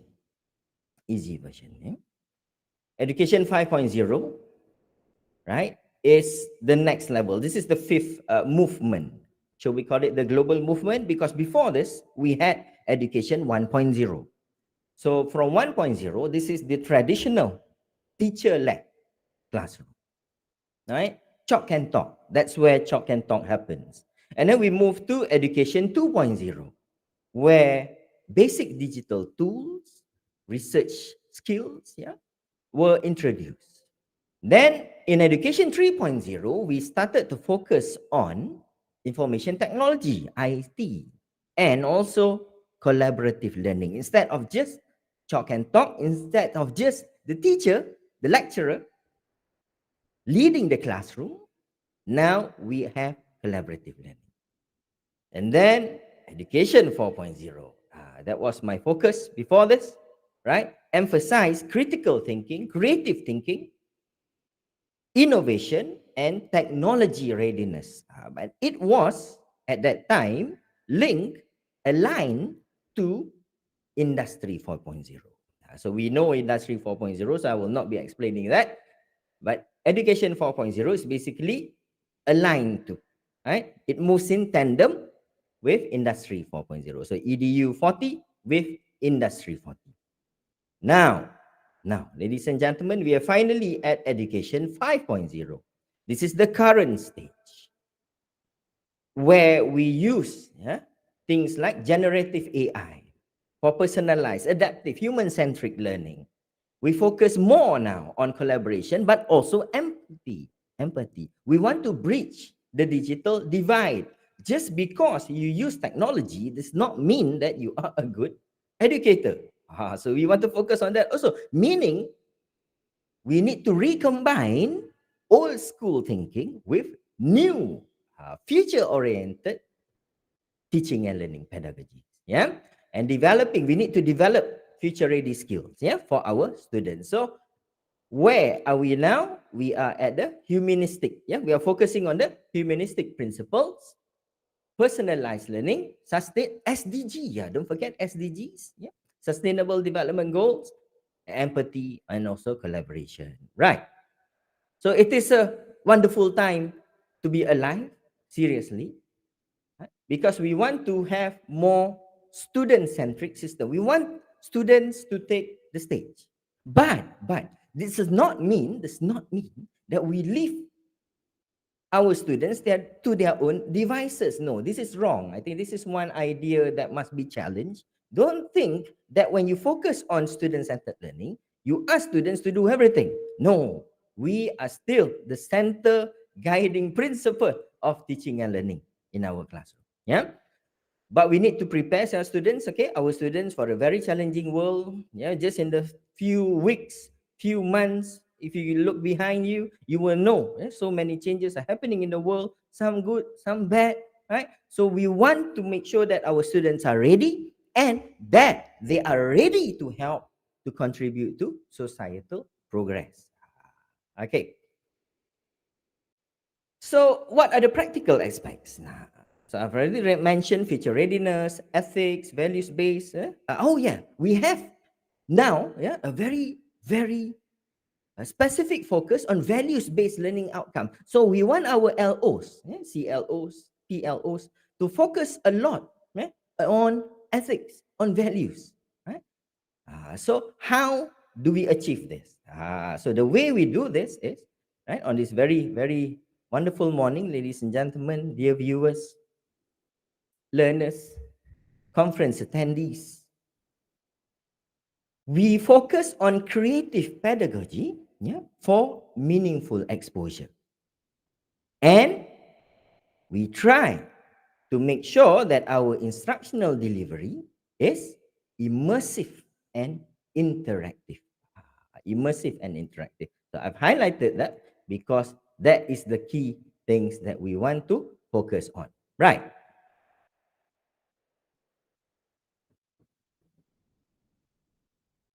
The 3 power-ups.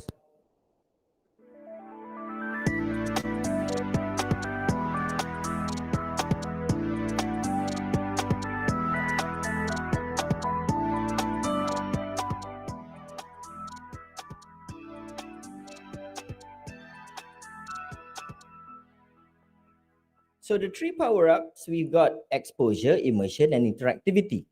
And the time now is 10:16. The focus, there you go, exposure is breadth. All right, outcome is adaptability, openness, immersion, depth. The outcome will be authenticity and reflection. And we've got interactivity or interaction. The focus is on engagement, and the outcome will be on collaboration and co-construction of knowledge. So these are all wonderful targets. But let me just talk about it. We have to see what actually happens, right? How do we try to achieve what we want to try to achieve? Okay, right? Through this power up. Okay, now, so there you go. If you want to summarize that, right? Very easily, what it means is exposure is the opening of minds. Or I like to call it the igniting of the imagination. Immersion then deepens our students' understanding in our classroom. Finally, interactivity sparks connection. Very simple. Yeah, very simple. So this is the basic formula. So number one up. Yeah, power up. Number one, igniting imagination through exposure. So this is the story. We used to think about imagine as a word that we often hear from our teachers. Imagine. In the classroom, our teachers, especially if you are doing a writing class, or if you're learning history, or if you're doing geography, right? Your teacher will ask you to imagine. Imagine. Imagine. So imagine is a word that we often hear, yeah, at the school level. So within the limits of my presentation, I'd like to invite you now to not just imagine. Can we see? Can we see? Right? Can I try to expose you to something? And this is our first exposure. Let's see. Can you imagine this? Imagine. Imagine now you are here. How do you feel? Do you feel cold? No, I feel cold. It's raining. Oh, it's dark. It's the night time. And imagine. So I don't have to tell you, just to imagine, I take you to this world. So the power of imagination, right, now in education 50, right, can be easily ignited by exposure. And this is one way we do it. It's called VBL, video-based learning. This is one of my key areas and one of my love from the very beginning, right, of my teaching and learning process, creating learning videos. So this is what we do to incite that imagination. We expose our students. So this is one example, right? Imagine this is a writing class, as I am a writing lecturer. Yeah, I'm an English lecturer. So imagine you want to write something, right? What words can you use to explain? How do you feel? It's raining, so you have to cover your head. So how, right? This is one example of how we can expose our students to concepts, ideas, and skills. And this is, right, for writing, for example. Within the limits of our classroom, we can use such videos, right, to help. Right. Now, imagine what is happening now around the world. What is happening in Gaza? Yeah, what is happening in the West Bank? Right. This is happening. Yeah, very, very bad. People are bullying good people. Right. So can you imagine? I ask you now about history, learning about history. Or imagine now we are doing kajian Malaysia, yeah, Malaysian studies, right? We need to talk about nationalism. So this can be an example, right? This is what happens in war, for example, right? See, do you see anything good from there? No, nothing is good from there. Everything is being destroyed. And you see, yeah, an army officer there just standing by, not doing anything, looking at things getting destroyed. So this is actually very bad. We don't want that to happen. So not just, yeah, it's not just to expose video-based learning, for example. It's not just to expose, right? It can also be used, right, to incite, to talk about, to discuss things like empathy, right, values. So exposure, by the way, best happens before classroom learning, before. Right? So for example, the example I given you just now would be VBL. Very clearly, video-based learning is a very good example of how we can expose our students to the learning process before they come to class. And don't forget, you've got SLT, student learning time. Right? Student learning time can actually help, right, our students to prep beforehand before they come to class. So when they come to class, we have time, more time, not for the delivery of the curriculum, but to practice. Or in Malay, we got the word latih tubi. We want them to practice. We want them to apply the knowledge, to discuss, talk together with their friends, present, things like that. Yeah. So VBL at the start of the classroom session or beforehand, you can ask your students to learn already. Right? VBL also can be in the form of explainer videos. So just now will be examples of explainer videos. They're very short. Explainer videos are about 60 seconds, by the way, cannot be longer than that. You can extend that to 360-degree videos, right?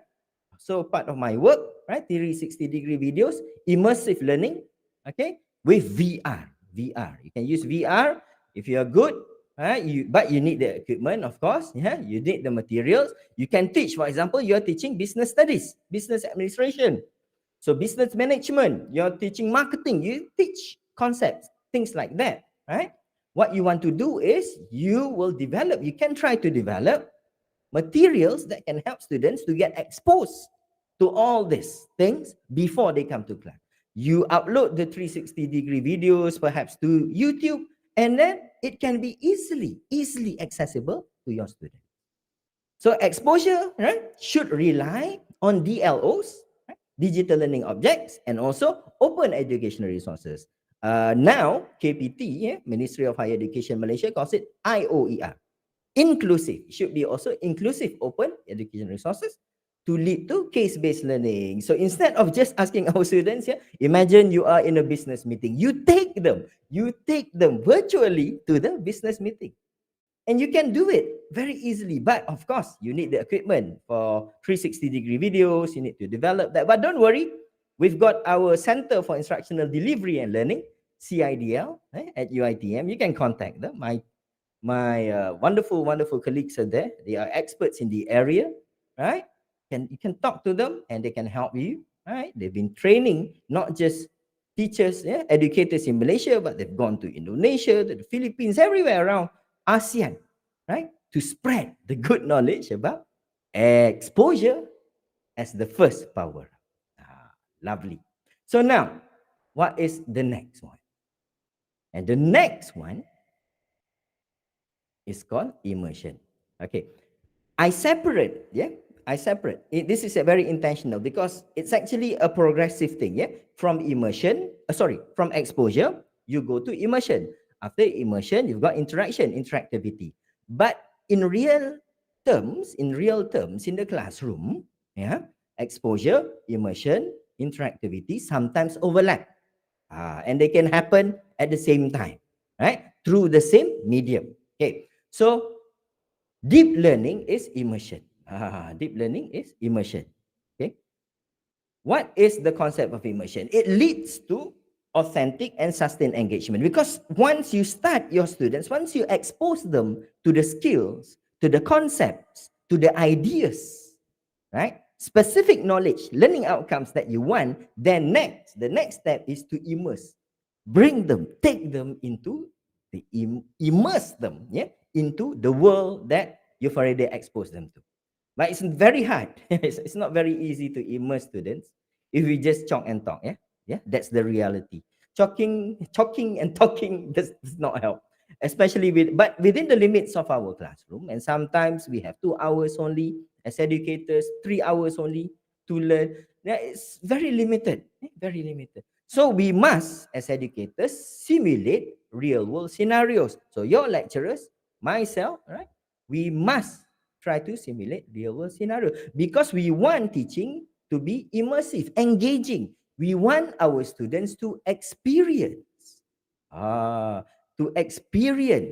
is the concept that we've been trying to impart, to show, to share with them. So how do you experience that? Now, this is a concept. This is something that we need to understand. When you immerse your students, you are actually looking at, right, deep learning. You're not just looking at the surface.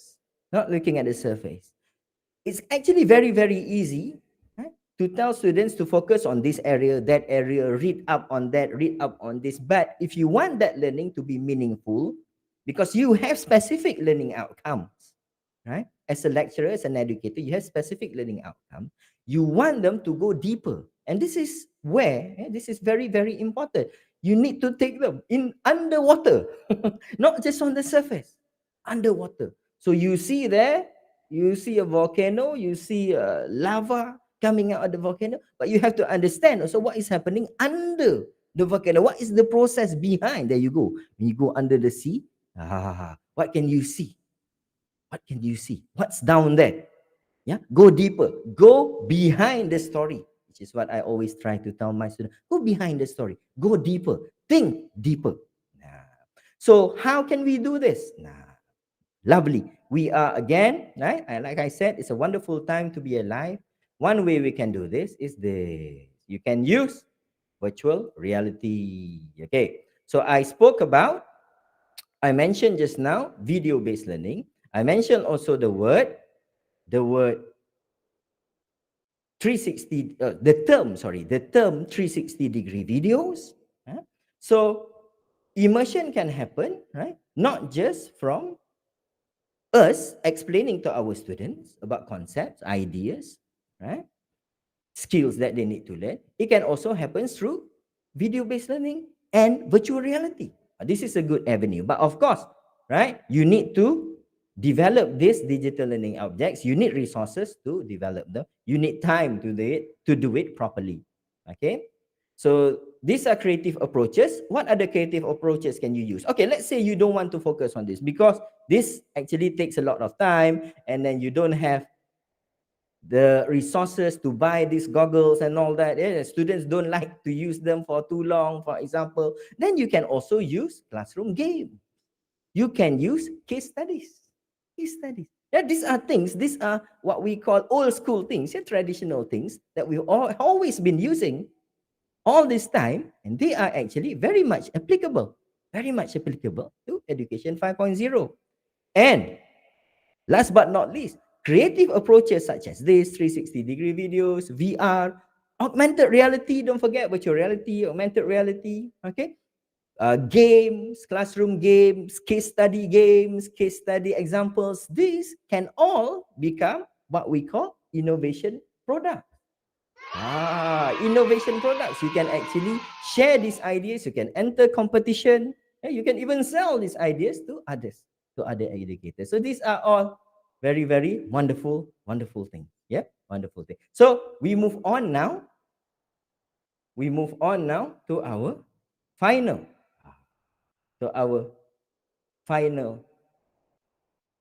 power up, and it's called interactivity. It leads to engagement. This is the natural outcome of games and simulation in the classroom.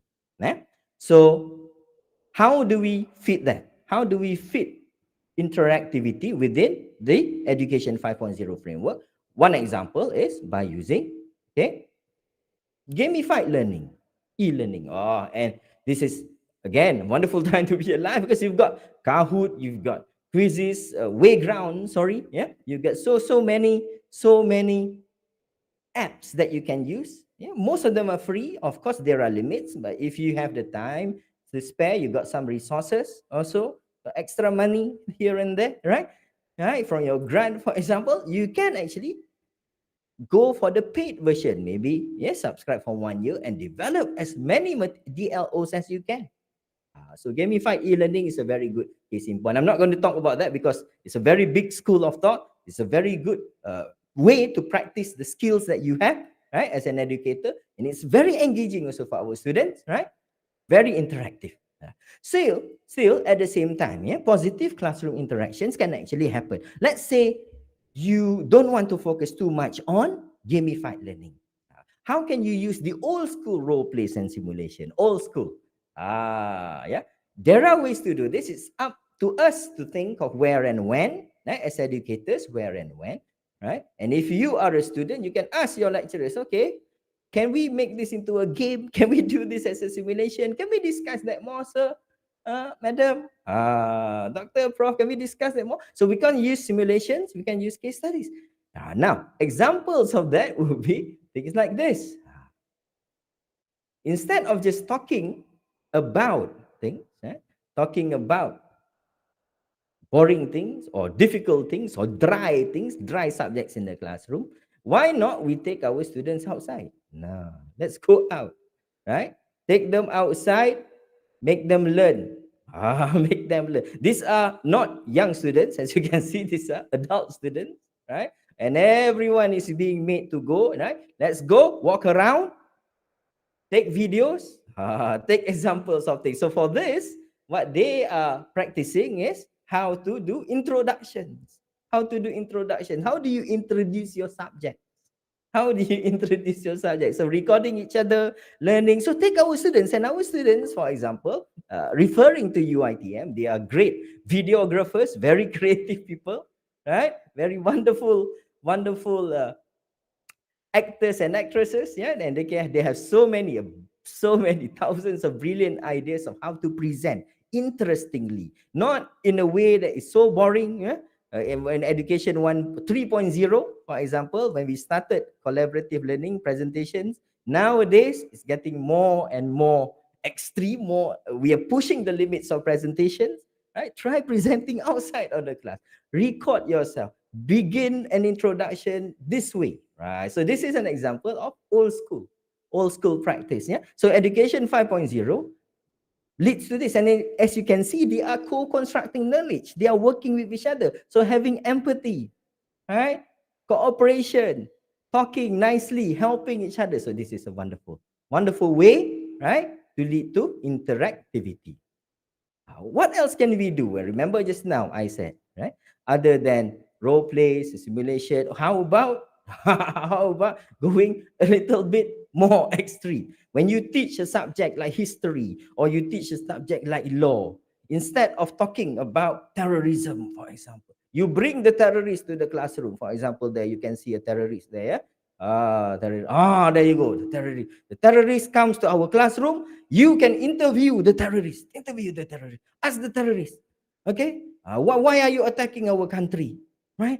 Why don't you have anything better to do? Right? Example. Right? So you bring this. You can have small wars happening in the classroom. There you go. Another different terrorist. There you go. I think, yeah. Oh, look at the things that he's wearing, all the guns he's bringing to class. So you can interview the terrorist. You can ask the terrorist, right? As a way to help our students to start thinking about the topic. And especially if the topic is very difficult, very hard, right? You don't have to bring the gun all the time, of course. But this is an example, yeah, to actually make learning more interactive. And trust me, it will be interactive. It will be interactive. Now, okay. So our aim, what is our aim? Our aim should be we want to make sure, right, that we can shift our students from just a passive role to an active, engaged one, right? But remember, like I said, we must take a central role. Our roles must be central. Our roles must be central. We cannot just think about learning as something which is done independently. Of course, it's done independently, but we don't leave our students to their own devices. We need to, right? We need to bring them to where we want them to go. And this is very, very important. One of the biggest mistakes that we learn from education 4.0 is we think independent learning means we leave our students to their own devices and they have to struggle on their own. No, we still take the central role as educators. And finally, I think this is very, very important. Education 5.0 is actually based on the precept, on the idea, right? On the base, on the foundation that what is happening right now is expansionist learning, right? Expansionist learning means we give the minimum to our students and our students expand. We don't give so much from our textbooks, from our modules, things like that, right? We spoon feed students and then they reduce the knowledge in exam. And in many subjects now, many subjects now, we don't have exams. We have a lot more of ongoing assessments, assignments, group work, pair work, pair assignments, group assignments. So we need, right? We need to focus on expansionist, helping our students to expand their learning. Okay, so I am at my concluding remarks, ladies and gentlemen. Let me conclude very quickly. Exposure plus immersion plus interactivity, okay, will lead to transformative education 5.0 learning. So please, if you have the time, please try to revisit all the practical applications that I've shared this morning. I've shared also the notes to be given to all the listeners this morning, right? Revisit all the practical applications so that you can power up your teaching and learning in your classroom. How else can we do it? There you go. This is one more example of a student. This student is playing with dinosaurs. Playing with dinosaurs in the classroom, okay, to explain the concept. Right? I can do with this. Very nice. Again, not a young student and adult students, but your lecturers are already learning how to do this. Yeah, already coming into education 5.0. Okay. Now, continue to design, ladies and gentlemen, most respected audience, friends, colleagues, professors, doctors, friends. Continue to design and carefully plan for inclusive, immersive, and interactive learning experiences, because that's part of education 5.0. It is also useful to collaborate across disciplines, yeah, and across borders to up our game. Like here, right? This is what was happening behind the scene, and I was there giving instruction. When you want to present something, you have to be very, very active, things like that. And with that, I bid all of you thank you. Terima kasih. Thank you for listening. Thank you. Thank you very much, Associate Professor Dr. Iril Jaime, for enlightening us with this fascinating speech. Educator of my generation may be triggered by the challenges of Education 5.0, but I, for one, surprisingly quite excited about it. Maybe it is the way you talk about it, or something else. I don't know. But I know the other participants cannot wait to ask you further on this matter. But I'm going to read a few questions for question and answer session that posted on our YouTube channel. Yeah, Prof? Okay, thank you. Okay, the first question is from Dr. Safri. Prof, immersive learning is often associated with advanced tools like uh, VR and AR. Correct. If institutions lack the tools, how can Education 5.0 be implemented effectively? Lovely.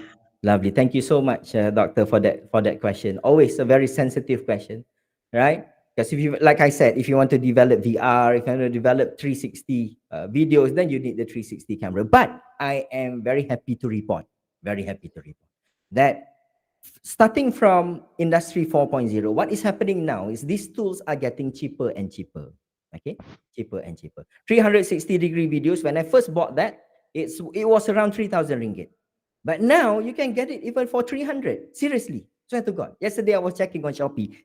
Yeah, you can have one for 300, 400 ringgit. You can use 360-degree videos, and then you can upload that onto YouTube, right? Your student can look at 360 videos. They can turn around, right? You just use their fingers and the mobile phone, and that's it. And that's how I began with my classroom, in my own classroom. So you don't need full VR. You don't need full AR. You go with what you have.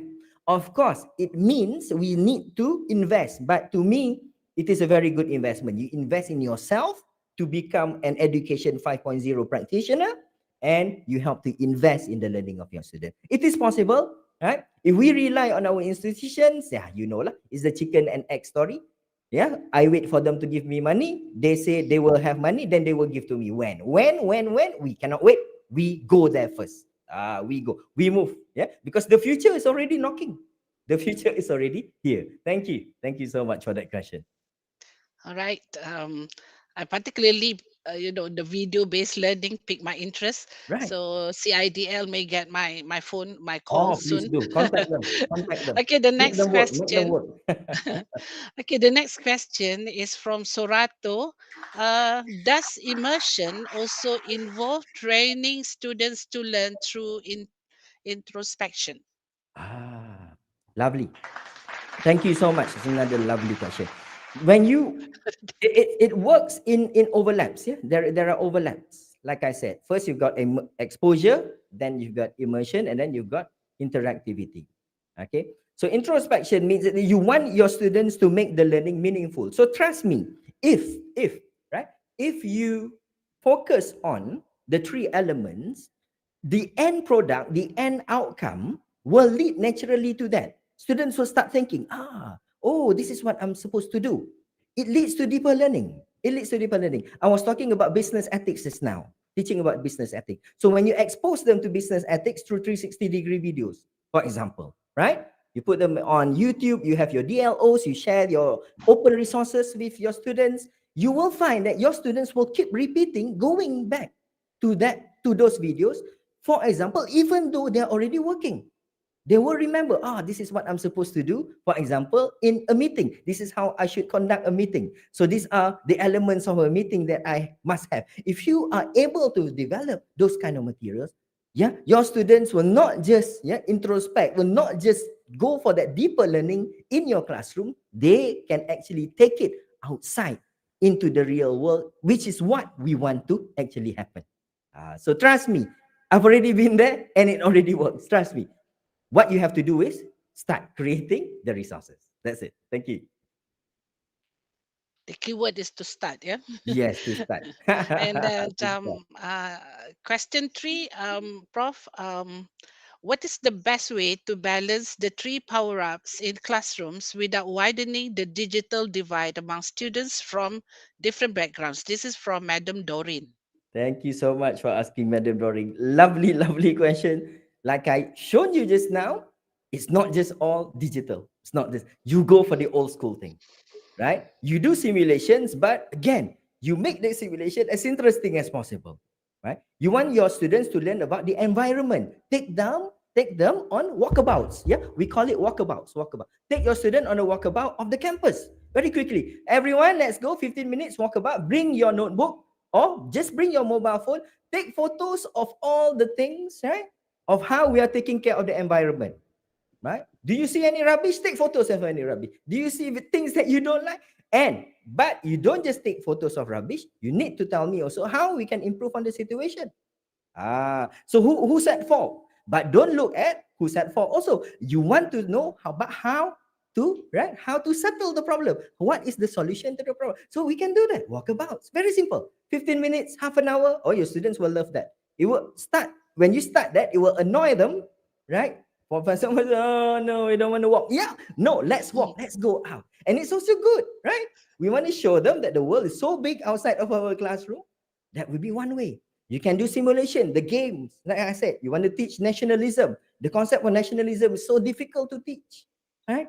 You talk about independence and all that. Okay, so you become the terrorist. Yeah, you become the communist. You become the enemy in the classroom. Okay, everyone, interview me. Interview me. Ask me. I'm the terrorist now. Okay. Ask me why do I become a terrorist in the first place? And then I try to explain the key concept, give them the grounding concept again. So what happens after that is the expand. And we have opportunities for games. And you know, right? You go for any innovation competition, there are so many board games, right? Our lecturers are designing board games, flashcard games. Wonderful, wonderful thing. It's not just digital. This is my point. So education 5.0 is not just digital. We also appreciate and celebrate, celebrate old school practices. Celebrate old school practices. Lovely. Thank you so much for the question. Thank you. Okay, Prof. I know the participant may want to ask you more questions, but unfortunately, that is all the time we have for this session. Thank you so much. I can't thank you enough, Dr. Iril, for the sharing of wisdom with us today. I will remember expansionist and not reductionist learning. That will I bring from today's lesson Thank you so session. much. Thank you so much for the Thank you so Siti. much once again from us. We wish you a safe and happy holidays ahead. Thank you, inshallah. Thank you. Thank you again to I-CReST 2025. Thank you. You're welcome. Assalamualaikum. Walaikum salam. Distinguished guests, ladies and gentlemen, we have now come to the end of our keynote speech session. On behalf of the organizing committees, I would like to once again thank all the speakers, guests, and participants for joining and participating in this keynote speech session. We hope that this session has become a valuable and beneficial platform for researchers, especially budding researchers, academicians, and industry players. Looking forward to seeing all of you again next year, inshallah. Stay safe and take care. Please stay tuned for the next session, which is the invited speech session for more stimulating sharing. Thank you and good day.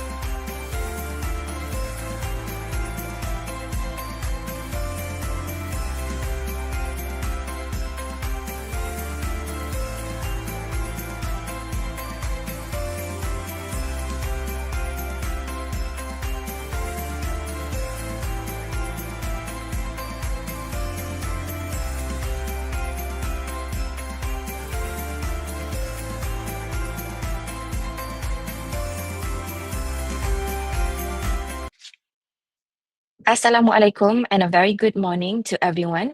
Before we proceed to the next session, to ensure the effectiveness of this virtual conference, I would like to get your feedback regarding the quality of the visual and audio of this conference. Kindly respond by letting me know if there is anything that we need to improve or attend to. To show respect and as a sign of our appreciation to the speaker, please silence your phone and mute your microphone during the session. Our invited speakers, distinguished guests, ladies and gentlemen, it is my pleasure to be here as the moderator for I-CReST Virtual Conference 2025. I will moderate this invited speech, Session 1. My name is Imratul Najwa binti Abdul Latif from Center of Foundation Studies, University Technology Mara, Malaysia. On behalf of the organizing committee, we wish to extend our warm welcome, selamat datang, and thank you to all participants, guests of honor, delegates, and representatives from the participating institutions, foreign and local participants to our 5th I-CReST Virtual Conference 2025, organized by the Center of Foundation Studies, University Technology Mara, Cawangan Selangor, Campus Dengkil. This year's conference is even more meaningful for all of us at the Center of Foundation Studies, as this online academic gathering is made possible through the collaboration with the Ibnu Sinar Institute for Scientific and Industrial Research, I-SIR, University Technology Malaysia, UTM. Distinguished guests, ladies and gentlemen, we are grateful that the conference is joined by nearly 160 participants, ranging from researchers, industrial experts, and professionals. Esteemed participants are gathered here today to share their latest research findings and to share their knowledge and expertise on science, technology, and social sciences. It is hoped that the newly gained knowledge from this conference will be able to contribute to the betterment of the industry and society as a whole. Excellencies, distinguished guests, ladies and gentlemen, let me introduce you to our first invited speaker, Dr. Iwan Wicaksono. Dr. Iwan Wicaksono is a lecturer of science education at the University of Jember, where he has been serving since 2016 in the Faculty of Teacher Training and Education. He also plays a key role as the head of quality assurance, contributing to both teaching excellence and academic development. He holds a bachelor's in physics education, a master's in science education, and a doctorate in science education. His research focuses on innovative learning models, creativity, scientific reasoning, and inquiry-based physics teaching. Dr. Iwan Wicaksono has published widely in both national and international journals, such as the Journal of Baltic Science Education, the International Journals of Instruction, and the Turkish online journals of distance education. His work ranges from developing virtual science teaching models and problem-based learning approaches to advancing data literacy and sustainable education practices. We are honored to have him with us today. Without further ado, I would like to invite our very first invited speaker for this session. Please welcome Dr. Iwan Wicaksono from the Faculty of Education, University of Jember, with his speech on eco-STEM-based learning to enhance scientific creativity. Okay, thanks, Miss Najwa. Did you hear me? Yes, I can hear you. Okay.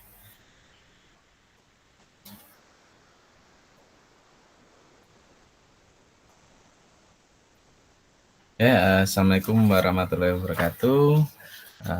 Thanks for moderating this today. Thank you very much for the honor being invited speaker in I-CReST International in Malaysia. It is a privilege to share my insight and experience with all of you. In the title, Eco-STEM-based learning to enhance scientific creativity, I think we can describe and define what eco-STEM. Eco-STEM is an educational approach that integrates ecological principles into science, technology, engineering, and mathematics, with the aims of creating an inclusive and sustainable learning system. And this approach uses a set-based ecosystem model to create an learning environment that support cultural and social diversity in leverage the power of community in to increase student motivation and success. So this is definition of ecosystem, consists of ecology, science, technology, engineering, and mathematics. And the ecosystem in this year make umbrella research from my student in University of Jember, and this is discipline of science in ecosystem, consists of aspect of science and coverage. I will describe each aspect of science. Ecology includes research on the interaction between organisms and their environment, both biotic and abiotic, involving various levels of life organization such as individual, population, communities, ecosystem, and biosphere.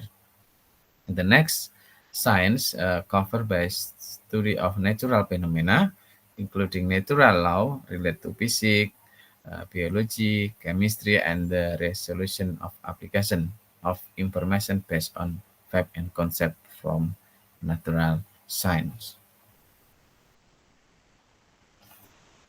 And the next technology cover about technological development, skill in utilizing technology, and the extent of technology that make human life easier.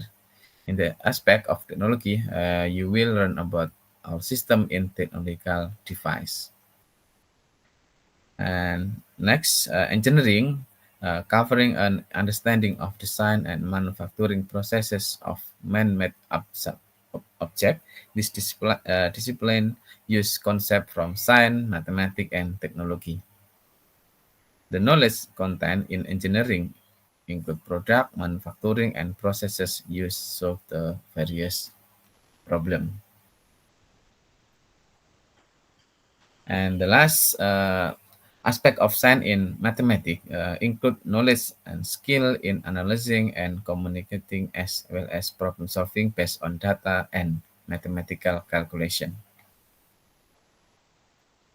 And maybe you know not familiar about scientific creativity. And scientific creativity we can if research proposal, we can make a dependent variable in the research. Scientific creativity is a form of thinking style or trait that emphasizes scientific knowledge and scientific investigation skill and creative thinking, which is a reflection of individual thinking skill that can produce many original ideas from various fields to solve problems. And scientific creativity in science learning, in scientific innovation, that be close related to nature and the environment. And based on the picture, scientific creativity integrate with science and creativity. So this is special, different with creativity thinking, but also scientific creativity combine this science and creativity and special for learning science in the class. And the point of scientific creativity, we must to opportunity student to feel free. So because idea is different with another student. This is key point to scientific structures creative model. This is based on indicator of scientific creativity and consists of process, threat, and product. In the process, we have two, imagination, thinking. In the threat, we have three, fluency, flexibility, originality, and product, we have 4 point, technical product, science knowledge, science phenomena, and science problem. In the process, indicator of creative thinking, imagination, students are able to imagine new scientific solution of the concept. And the thinking, students are able to analyze and synthesis and evaluate scientific information. And the trait indicator of creative personality. This consists of three indicator. Fluency, students are able to generate many scientific ideas or solution. Flexibility, students are able to switch across the solving problem. And originality, students produce unique or uncommon scientific ideas product.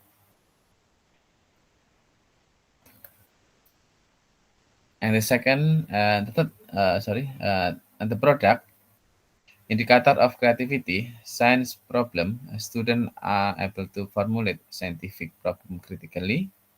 Science phenomena, students are able to explain or model natural phenomena. Science knowledge, students apply scientific concept appropriately. And technical product, students are able to create science-based tool or product. And then next slide, I will describe how to create tests about each indicator of scientific creativity.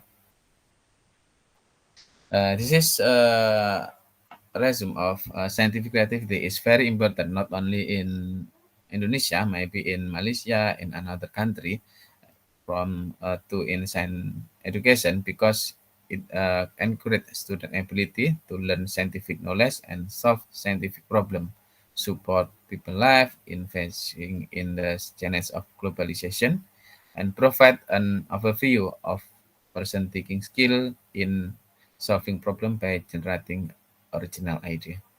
Therefore, many countries support creativity in science education. So we have 7 indicator of scientific creativity: initial use, scientificity to science problem, improve a technical product, scientific imagination, creative science problem solving, science experiment, and the last creative science product design. And the next I will describe about item, how to make tests. For example, initial use, we can create about a question. Please write down as many possible scientific use as you can for the piece of glass. For example, make a test tube. This is student. We must do supporting idea and make example with relate with we question.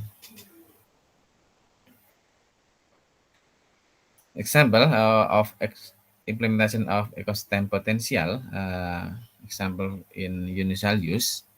This is my research with student. Initial use was offset to electronic worksheet in Indonesia called LKPD, maybe worksheet. In activity to generate simple ideas related to the utilization of kitchen waste.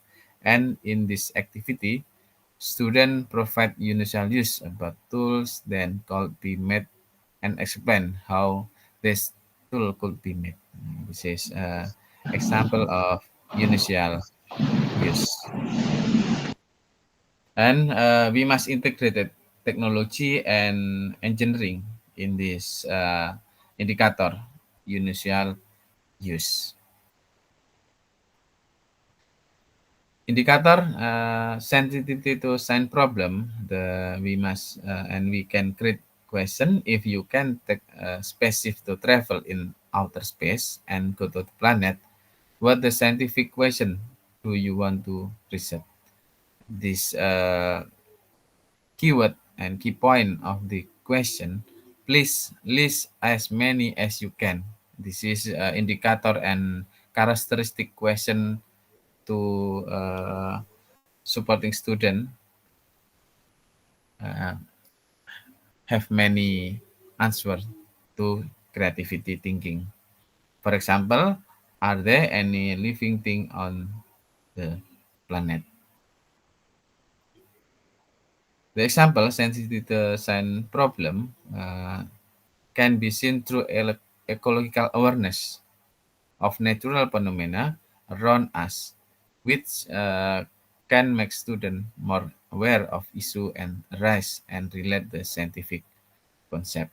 This is ecological awareness and synchron and with indicator sensitivity to science problem. So we can give a student issue or science problem in daily life in student.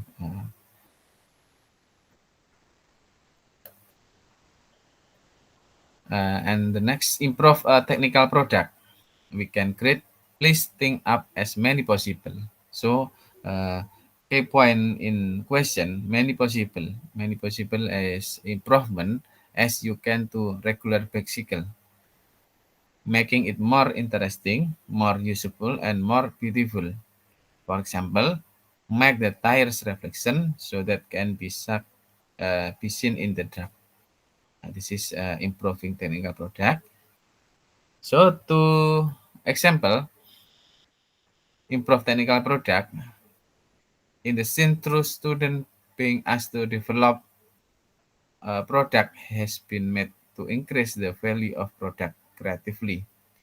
Candle made from waste and developed by adding dyes and fragrances to increase the value of product.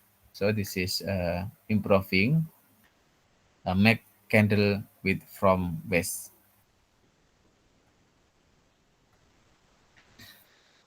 And the next, scientific imagination, we can create, suppose there was no gravity, describe what the world would be like. For example, human being would be floating.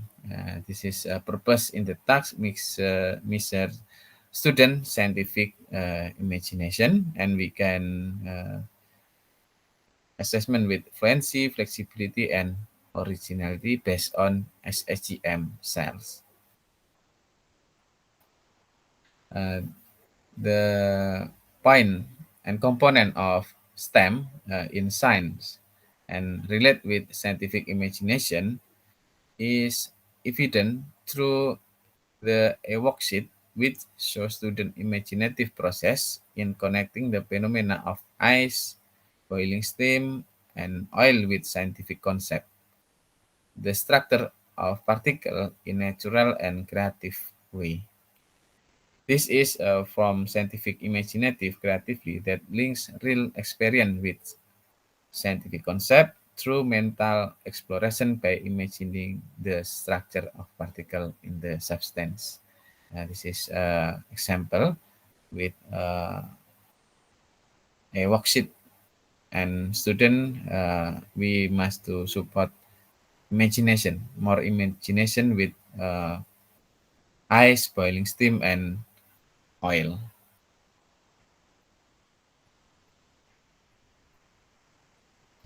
And the indicators creative science problem solving, the key word to create question, please use as many possible method as you can to divide in square into 4 equal pieces, same shape, draw it the answer sheet.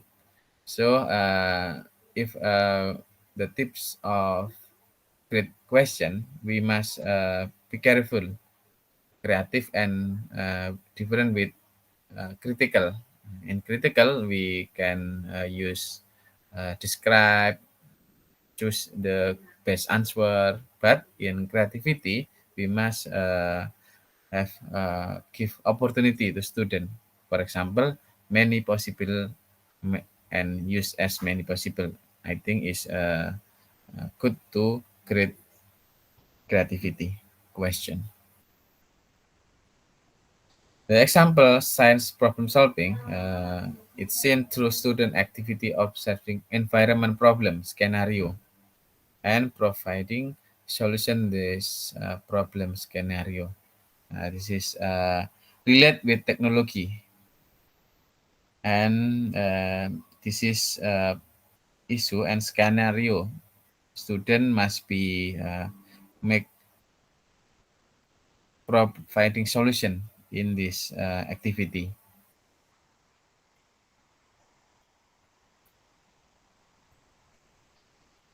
Science experiment we can create. There are two kinds of napkin. How can you test which is better? Please write down as many possible method as you can, the instrument, principle, and simple procedure. This is a science experiment, and this task is used for assessing creative experimental ability.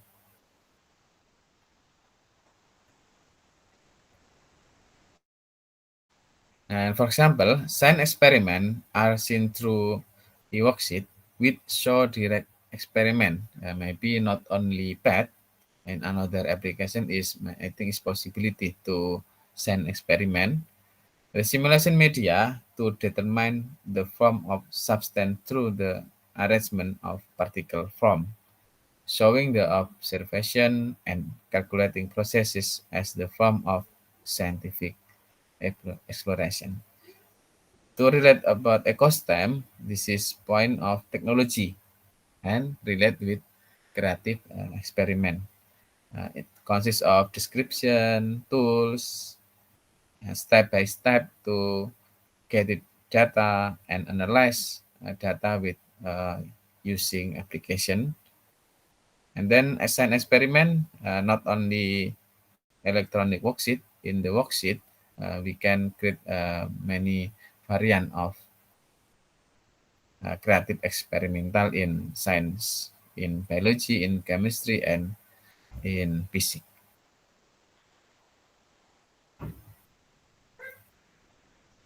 Creative science product design, the last indicator, the key point. Please design an apple pitching machine. Draw a picture, point of the name of function of each part. So in student, we must do supporting describe each part of design in student idea. The seventh task is design measure creative science product design ability. And in the relate with SSGM, technical product, flexibility and originality, and thinking and imagination. So we have 4 cell in SSGM. The example sign product design, this is related with ecological awareness and have a candle in west of kitchen, and we relate with engineering, technology, and ecological awareness in creative sign product design. We must student to make step by step in to make candle and many color in description and tools in phenomena and science problem. And creative science product design is evident through students being asked to design and create simple product in the form of use cooking oil candle to reduce kitchen waste and creatively by utilizing environment issues and scientific concept. And this indicator, we must to support student analyze the result of creative product and analyze with question answer in sign factor. Not only in worksheet, another my student make a comic, electronic comic based on science ecosystem and scientific enhance scientific creativity, and we must to create icon and chronological story of daily activity.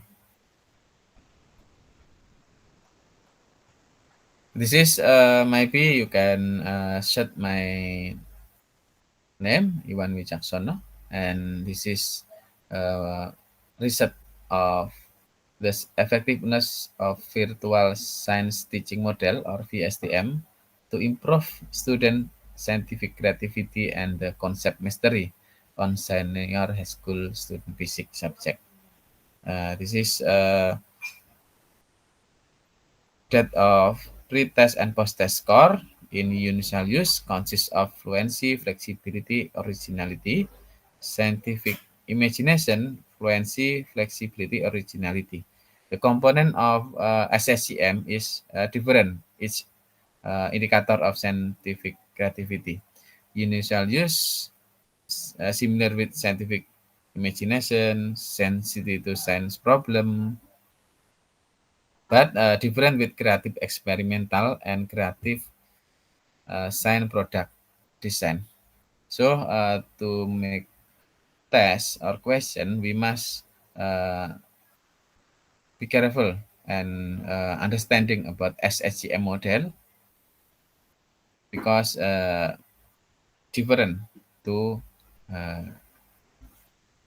indicator or component indicator in scientific creativity. This is pre-test and post-test, and my research many enhance or improving before and after using VSTM model in the class. Sorry, doctor, to interrupt. You have another 5 minutes, yeah? Okay. And this is the result of innovative ANOVA statistic test on student creative indicator with 9 testing class, and the N gain is average is high in my research. And the important point, scientific creativity test, this is we must to create learning objective, indicator, scientific creativity, question, answer, and section assessment and score. In the score, we can create based on the level. For example, in the maximum score, student answer the form of matter completely and clearly. This is indicator sensitive to science problem. Question: use cooking oil, use that dispose directly into drain and can pollute water and soil, cook drain and threaten ecosystem. Explain the form of the substance the problem. So we can create answer based on uh, testing in mini class to collect data about potential answer creative with student. This is, I think, similar with each indicator of scientific creativity. We must section assessment in the score and give answer and question. Okay.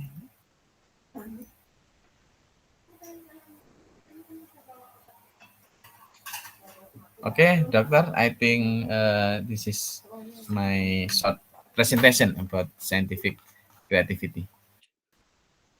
All right. Thank you very much, Doctor, for enlightening us with the interesting speech. Now I open the session for question and answer. So I have one question from Nur Azlin, Doctor. So she asked, Doctor, do you see EcoSTEM as a scalable model for national curricula, or is it best suited for localized or community-based project? Why? Yes, because in if I'm collecting data, need assessment, need analyze in the step of research and development. Scientific creativity and ecosystem is very low in Indonesia student. So if we can create strategies, for example, learning media, learning model is good to improving because if the product of research and development special to dependent variable. For example, in scientific creativity, and in curriculum is relate because in Indonesia student must to be high order thinking skill in for 21st century skill. Okay, right. All right. Thank you very much, Doctor, for your presentation and the sharing of ideas and knowledge.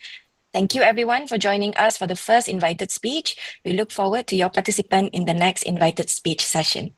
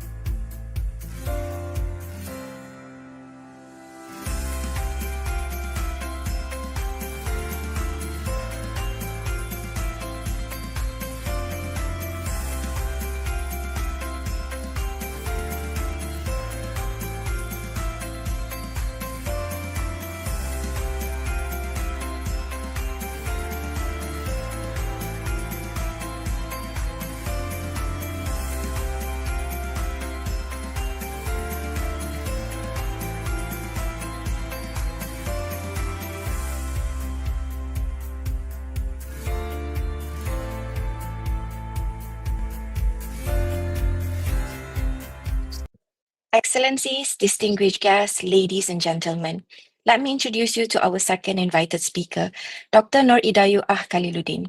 Dr. Nur Idayu is a lecturer in mathematics at University Science Islam Malaysia. She earned her PhD in mathematics from University Technology Malaysia after completing a master's in actuarial science with distinction from the University of Southampton, UK, and a bachelor's degree in actuarial science and risk management from USIM. Her research interests span actuarial reserved modeling, mortality modeling, aging, machine learning, and retirement studies. She is currently involved in several national research grants, including projects on Malaysian mortality rates, agricultural insurance modeling, and the integration of mathematics with Maqasid Syariah in education. Dr. Nur Idayu has received numerous innovation awards, such as the Gold Award for Human Digital Twins-based cyber threat detection and the Best Paper Award for her work on survival analysis of cervical cancer patients in Malaysia. Her scholarly contributions have appeared in prestigious outlets, including Mathematica, AIP Conference Proceeding, and the International Journal of Data Science. We are delighted to have her with us today. Without further ado, I would like to invite our second invited speaker for this session. Please welcome Dr. Nur Idayu Khaliluddin from the Center of Tamhidi, University Science Islam Malaysia, with her speech on generalized additive models in demographic event history analysis, a birth event case study. Please welcome. Okay, thank you, moderator. So first, let me share my slide.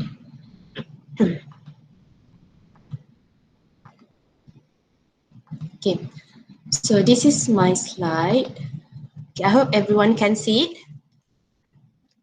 Yes, we can see it, Doctor. Okay, so I'm going to present generalized additive models, or known as GAM, in demographic event history analysis, above event case study. So I'm Dr. Nur Idayu. Okay, so first thing first, we have to know about the discrete time event history analysis, which is known as EHA.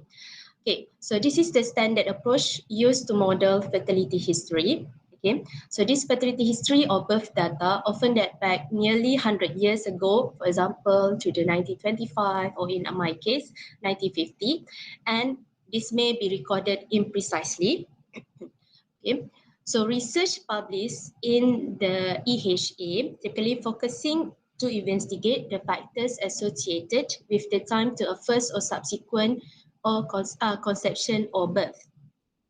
Okay, so if you can see the figure 1 here, okay, so this shows the factor that had been identified previously, such as the famous factor which is education, residential or regional context, or the country of origin. Okay, the welfare support, whether the government will give money or additional incentive for the birth, and the experiences of marital dissolution. Okay, and then lastly, we have intergenerational fertility patterns. Okay, so there have also been several developments in this method, including statistical indicator. Okay, this statistical indicator give an overview of fertility patterns in a population without tracking each individual full reproductive history, okay, such as the total fertility rate, TFR. Okay, Sorry, doctor, to interrupt. Is it possible for you to make your sorry. screen full screen? Oh, okay. Yes. Screen. So sorry. Full screen. Okay, sorry. Okay, is it full screen now? I think I've shared the sorry. Okay. Let me cancel first. Okay. Stop. Okay. All right. Okay. So is it full screen now? I'm sorry, doctor, but it's not full screen. Not full screen. Yeah. Okay. So this is my slide, right? For the what is called the PPT, PowerPoint presentation, right? Correct. So I've clicked on the slideshow. So it is.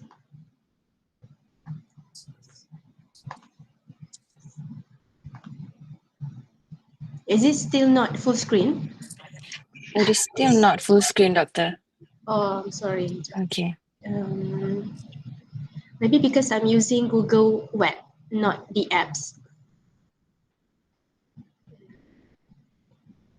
Is it possible to make it a bit bigger? Bigger. Okay. Okay. So I'm just.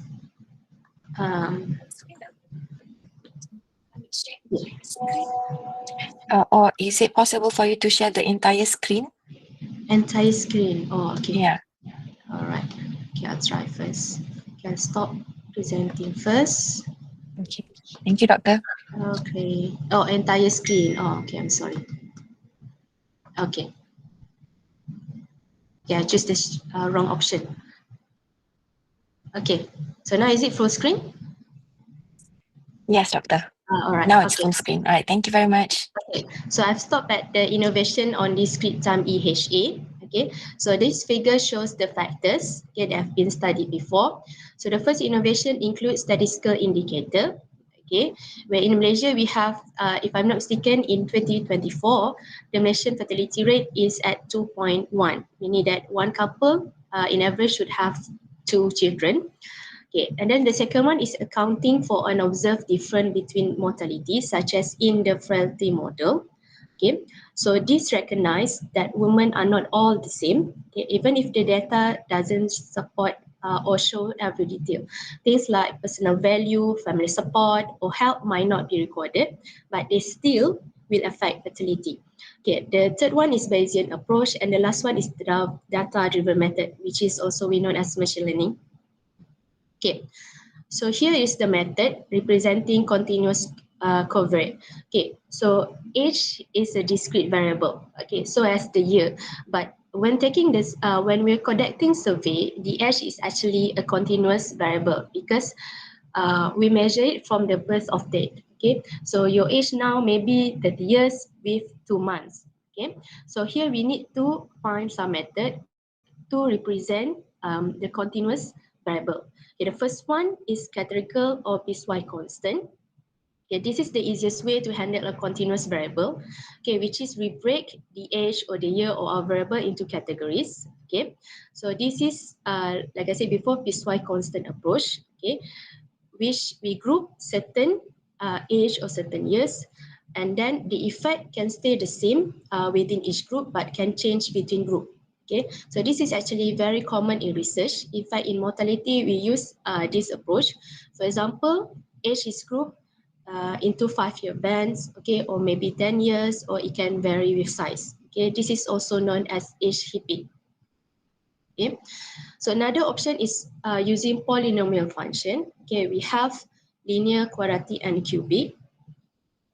Okay, so with a linear function, there is just one parameter that shows a steady trend in birth, whether it's increasing or decreasing, and this can be highly restrictive. Okay, because in certain periods it may be declining, certain period might be increasing.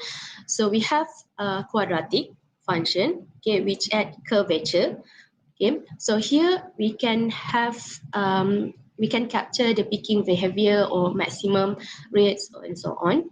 Okay, and then we can also see the drop in birth rate as women gets older. Okay, then lastly we have a cubic function which is more flexible, okay, because it has two turning point or two peak, okay, or two vertex, and it can even capture generational effect such as like baby boomers birth pattern. Okay. And lastly, we can model it using piecewise linear spline. Okay, this is actually a regression technique. It's just like drawing a line graph in section. Okay, for example, you split a variable. Okay, like I said before, age into range. Okay, this is called as knots. Okay, so for example, age 15 to 25, 35 to 35. Okay, so this can be different knots. Okay, and then within each range of knots, you fit a straight line. Okay, because it is still linear, and at the knots, you connect the line smoothly. Okay, so here, Kulu and Washbrook 2014, okay, use it to model the progression to the first birth. Okay, meaning that a couple having the first child. Okay, so what the factors affect them to the motherhood. Okay, so for first birth, okay, in Kulu and Washbrook 2014, the age is usually grouped into 5 years. Okay, and then afterward, okay, for later birth, okay, the intervals are wider, maybe 10 years. Okay, and then the finding also show that, okay, while a curve or quadratic pattern fits well for first birth, later births mostly just decline with age. So this is usual or common things that we see in our society lah. Okay. Okay, so here the objective is, okay, to investigate the application of smooth method implemented via GUM to the analysis of fertility history, and we want to determine whether GUM offer a practical improvement over existing approaches. Okay, so GUM is actually as an extension of generalized linear model. Okay, it is just like this regular regression but improved. Okay, so here, okay, in regular regression, we assume the effect of each variable is a straight line or maybe a simple curve like quadratic. Okay, so GUM let the data draw its own curve using smooth function. Okay, so the smooth function has the regularness. Okay, it can model the uncertainty. Okay, this means that instead of forcing a straight line, you can capture regular or nonlinear pattern. Okay. So this study used UKHLS wave 1 data from 2009 to 2018, including 22,020 women. Okay, this is not only UK resident, and it includes the immigrant to the UK. So information includes, okay, a range of variable, including number of age, mother's age from 15 to 40 years old only. Okay, how many children the mother have, okay, the child date of birth, okay, the period cover from January 1950 until November 2008, okay, the country of origin, the year the foreign-born respondent came to Britain, and lastly, the education level. Okay, so here we use GUM to model the number of birth event. Okay, so it could be one birth, two birth, or more. Okay, so we treat this using a binomial distribution. Okay, with Ni equal to the distinct covariate patterns or a combination of several variables, and Ri is the conditional probability of birth event given the included variable. Okay, so I is the pattern. Okay, so here is the equation of the GUM. Okay, so first we model the conditional probability of a birth event Ri. Okay, we treat it as logic of Ri. Okay, the equation is SIB is actually the fixed effect. Okay, and FAAI is actually the function of age. Okay, it can be linear, it can be quadratic, and so on. Okay, FT stand for time since last birth. Okay, the gap between the first birth and the subsequent birth. Okay, FAI is actually the associate factors between age and also year. Okay, AT, the two dimension coverage between reproductive age range and time since last birth. Okay, so YT stand for the period, year. Okay, which generation it is, baby boomers, millennial, or so on. And T for time since last birth. Okay, so the following is just a two-dimension variable. Okay, we just want to investigate whether there is a correlation or a relationship between each variable. Okay.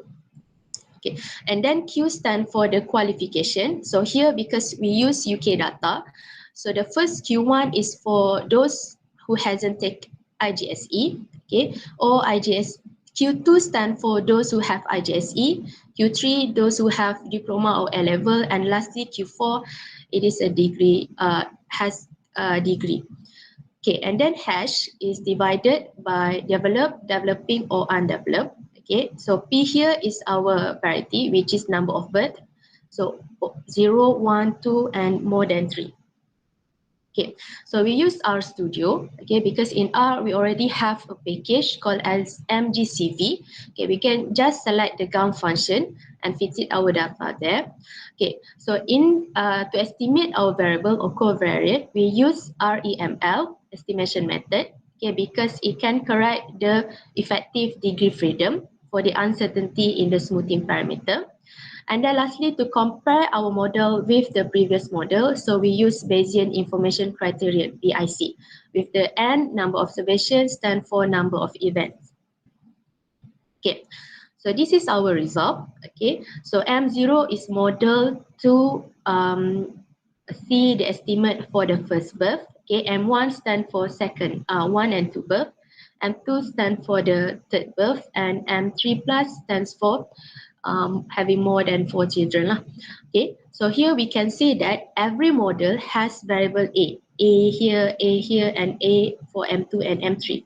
Same as year, okay, Y, meaning that generation has effect on the birth. Okay, so here for M1 until M3, we have the time since last birth, because a mother need to think before, the mother need to have a gap before she can have another child. Okay, so here all children model, including the age, period, and TSLB, time since last birth, for P greater than 0, okay, meaning for M1 until M3 plus. Okay, so MO is the only model to include a 2D interaction between age and period. Okay, so we have age and period Y here. Okay, none in the M1 and M3. So this makes sense because for the woman to need to have a first child, okay, usually if she has a degree, okay, she might or may not, okay, wait for she to graduate from the degree program. Okay, and then qualification is involved interaction with age and TSLB in M0 and M1. Okay, maybe like I said before, maybe she needs to complete her degree study, or maybe complete her high school before she needs to think for having another child. Okay, and afterwards several variables maintained as the main effect in M2 and M3. Okay, so we doesn't see any 2D factors, okay, like in M0 and M1. Okay, all variables stand alone, so like A plus T plus Y plus Q2. Okay, so this decreasing complexity, meaning that there is no association between variable, can be partly explained by the declining number of birth event with parity. Okay, so here is the estimate of smooth term for the model of progression to the first birth. Okay, so here the solid line is our estimate. Okay, so let me enlarge the figures. Okay, so between the dashed line here, we have a straight line. Okay, so this is our estimate. So we can conclude, okay, if you see the graph as well, okay, so the solid line falls between the dashed line. So we can safely say, okay, that our estimate fall within the 95 confidence interval. Okay, so we can say that GAM provides statistically reliable estimate. Okay, so let's see the comparison between other models. Okay, so here is the graph showing the comparison with categorical, linear, quadratic, and piecewise linear. Okay, smooth is the GAR model. Okay, so if we want to see the comparison for age, okay, we need to see in the box, in each box. Okay, so age is in each box, and then color represent the year. Okay, so here if we see the first box here, okay, so the variation is not that much lah. Okay, so from about 600 to 400, so 200. Okay, and then the variation for the second, okay, if you use piecewise linear, okay, the variation is about 100. Okay, so does the piecewise linear 2 and also smooth. Okay, but we can see, okay, comparing for every box, smooth has the lowest BIC. Okay, so this is our preferred method lah. Okay, and for year, which is we have to look at the color. Okay, if we see the yellow one, okay, in the first box, second, third, and so on, okay, we can see there is more variation. Okay, from 500, okay, to almost 100. So it's about 400 gaps for BIC. And then for the smooth, the GAR model is about 400 and drop down to the less than 100. Okay, so variation for year is more prominent than the variation of age. Okay, so here we can conclude that, okay, smooth and piecewise linear year effects are equally preferable across the edge representation, followed by a categorical effect. Okay, and then we have to use smooth edge effect. Okay, if we want to use another model for the year representation. Okay, so this is the model. Okay, comparison using BIC of progression to second birth, third birth, fourth or higher order birth. Okay, so this is for age. Okay, for higher order birth. Okay, so interaction between age and M1, age and M2, okay, age and M3 plus. Okay, so none of the chosen higher order model interacts pair of continuous variable. Okay, so here we exclude age as categorical value due to their magnitude of 30 years because we choose our respondent between 50 to 14. Okay, so we have about 30 years. Okay, so here we doesn't have categorical, we doesn't have yellow or green color. Okay, for M1, a quadratic age effect is preferred. Okay, so this is quadratic, so it has the lowest BIC. Okay, followed closely by a smooth representation, and piecewise linear spline are the least desirable here. Okay, however, for M2, they give the lowest BIC. Okay, with the quadratic form not far behind. So here, piecewise linear give us the lowest BIC. So this is preferable for the third birth. Okay, for subsequent births, a linear effect is preferred with the more complex method performing increasingly worse. Okay, so our smooth model, which is the GAR model, perform poorly here. Okay, and then we see the interaction between time since last birth to the progression of birth. Okay, so here we can see that the effect is more consistent. Okay, it is less variable. Okay, so a smooth effect is preferred in M1. Okay, so here is the purple is our model.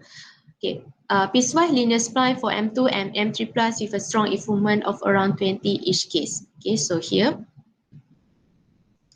And then lastly, the quadratic and categorical effect perform very poorly. Okay, so the yellow one and the green one. Okay, because time since last birth is a continuous variable, so we cannot model it using categorical.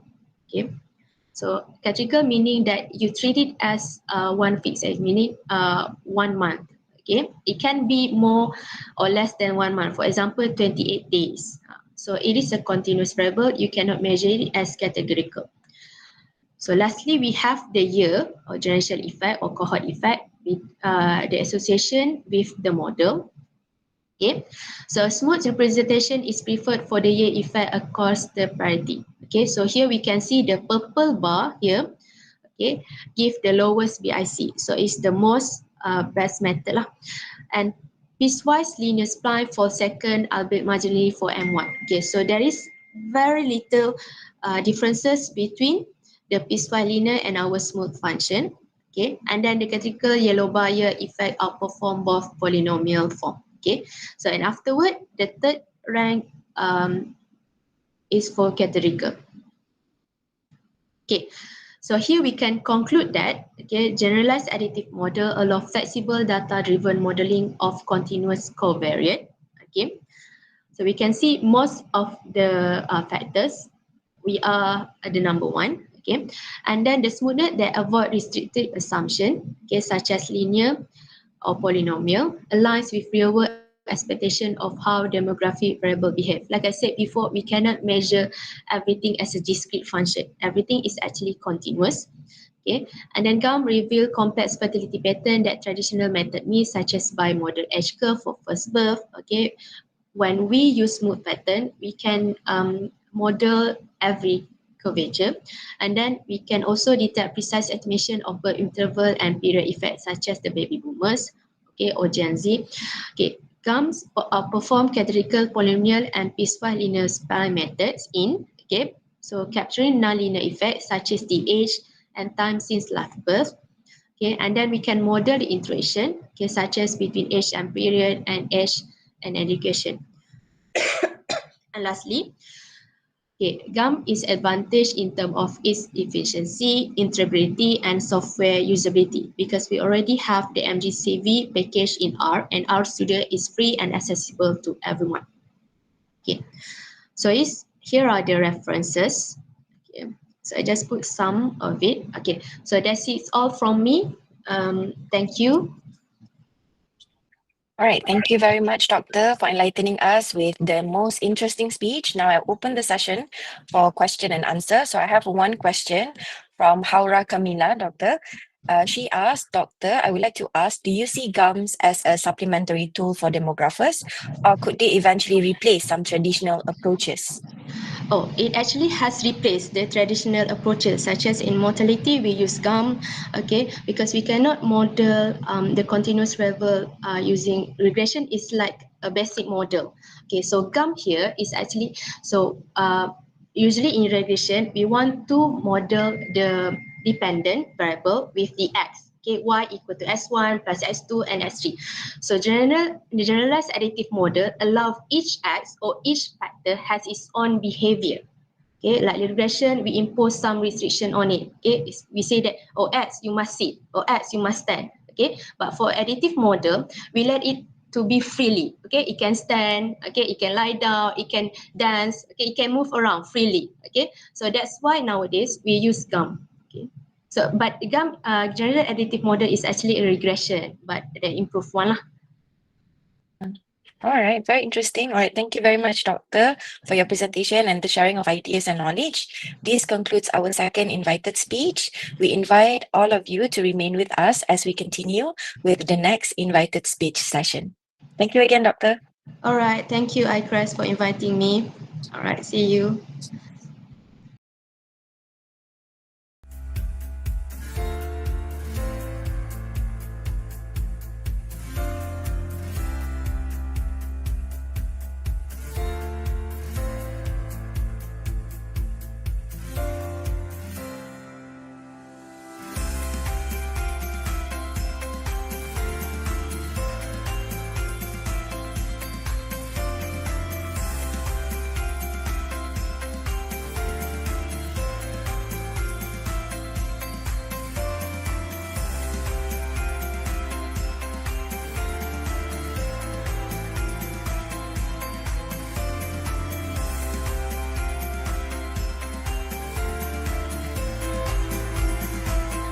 Excellencies, distinguished guests, ladies and gentlemen, let me introduce you to our next invited speaker, Prof. S. Salahuddin. Prof. S. Salahuddin is a distinguished academic who has built his career on a strong foundation of higher education and research. He earned his bachelor's degrees in Bachelor of Human Sciences in Political Science and Bachelor of Islamic Revealed Knowledge and Heritage, followed by a master's degree in Information Management, and later completed his doctorate in Islamic ethics, which positioned him to make significant contributions in his field. He has devoted his career to teaching, research, and publication, with his work widely published in international journals and conferences. His research spans across diverse areas, reflecting both his expertise and his commitment to advancing knowledge. Beyond his publication, Prof. Salahuddin has played an important role in mentoring young researchers, leading academic collaboration, and contributing to institutional growth. With qualifications and a career that speak to his academic excellence, leadership, and impact, Prof. Salahuddin stands out as an influential figure in his discipline. Without further ado, I would like to invite our third invited speaker for this session. Please welcome Prof. Dr. S. Salahuddin Suyurno, the Dean from Academy of Contemporary Islamic Studies, University Technology Mara, with his speech on Synergy for Future Sustainability, Quran and Hadith-based communication as an approach to building a prosperous society in Malaysia. Please welcome. Okay, Assalamualaikum warahmatullahi wabarakatuh. Puan Najwa, can you hear me? Yes, Prof, we can hear you. Thank you very much. Our respected, my fellow colleague, presenter, Dr. Irwan, Dr. Nur Idayo, and also followed inshallah by Associate Professor Dr. Tohru Toniagu from Japan. And the committee members of I-CReST, Alhamdulillah, we thank to Allah SWT. Now we come to my fursah fi Lughah Arabiah, yani my chance to deliver some small topic on synergy for future sustainability Quran and Hadith-based communication as an approach to building a prosperous society in Malaysia. Okay, next slide. As introductions, as we notice that Alhamdulillah we stay at Malaysia. Malaysia is a multi-ethnic country, multi-religious and also multicultural nation that has successfully maintained a degree of harmony among its diverse community. We notice that in Malaysia comprises of Malays, for example, more than 70% more, and then followed by Chinese and Indian and other races, and also Bumiputra here. Also in terms of religions, we have Islam as the top one religion in Malaysia, followed by the Christian, Hinduism and others. Also about the multicultural nation that we have. And in the era of rapid globalization and digital transformation, the landscape of communication has shifted dramatically. The widespread use of social media, instant messaging platforms, and digital news portal has created new avenues for information sharing, yet has also amplified the risk of misinformation, hate speech, and political polarization. As you know that living in Malaysia, very good country, very nice country with good nations, but then by the use of instant messaging, without noticing whether it is true or not, it surely will rise the misinformation among the society. So in such a complex environment, we believe that effective and ethical communications become not merely desirable but also essential for sustaining social cohesion and national unity. We hope so. Okay, next slide. Okay, ba'da a'udzu billahi minasyaitonir rajim. Allah said in Holy Quran from Surah Hujurat verse number 13, Ya ayuhan nas inna khalaqnakum min dzakarin wa unsa wa ja'alnakum syu'uban wa qabaila lita'arafu inna akramakum indallahi asqakum innallaha alimun khabir. Translated as, O mankind, indeed, we have created you from male and female and made you people and tribes that you may know one another. Indeed, the most noble of you in the highest of Allah is the most righteous of you. Indeed, Allah is knowing and acquainted. So by listening to these verses, we notice that, yes, Alhamdulillah, surrounding us we have Malay, Chinese, Indian, or even Bumiputra and other races living in Malaysia. By referring to these verses, Allah asks us to knowing one each other, not to make a quarrelsome, but rather to make friends, to make love, to have love between one each other. Okay, next slide. So from an Islamic perspective, communication is not solely a technical process of messaging delivery. It's also a moral and ethical act that is accountable before God. So the Quran and Hadith provide timeless guidance on how human interaction should be conducted to ensure justice, compassion, and mutual respect. Because of that, for the purpose of this presentation, I would rather focus on some core principles, such as the acidic, truthfulness, tabayun, verification, hikmah, wisdom, and ihsan, compassion, that surely can serve as universal values that transcend ethic and religious boundaries. Means that in simple words, everybody, every person, every people love this siddiq, like tabayun, love hikmah, and also like the compassion between one each other. Okay, next slide. This article, therefore, purposes a conceptual Islamic communication model tailored for Malaysia's plural society.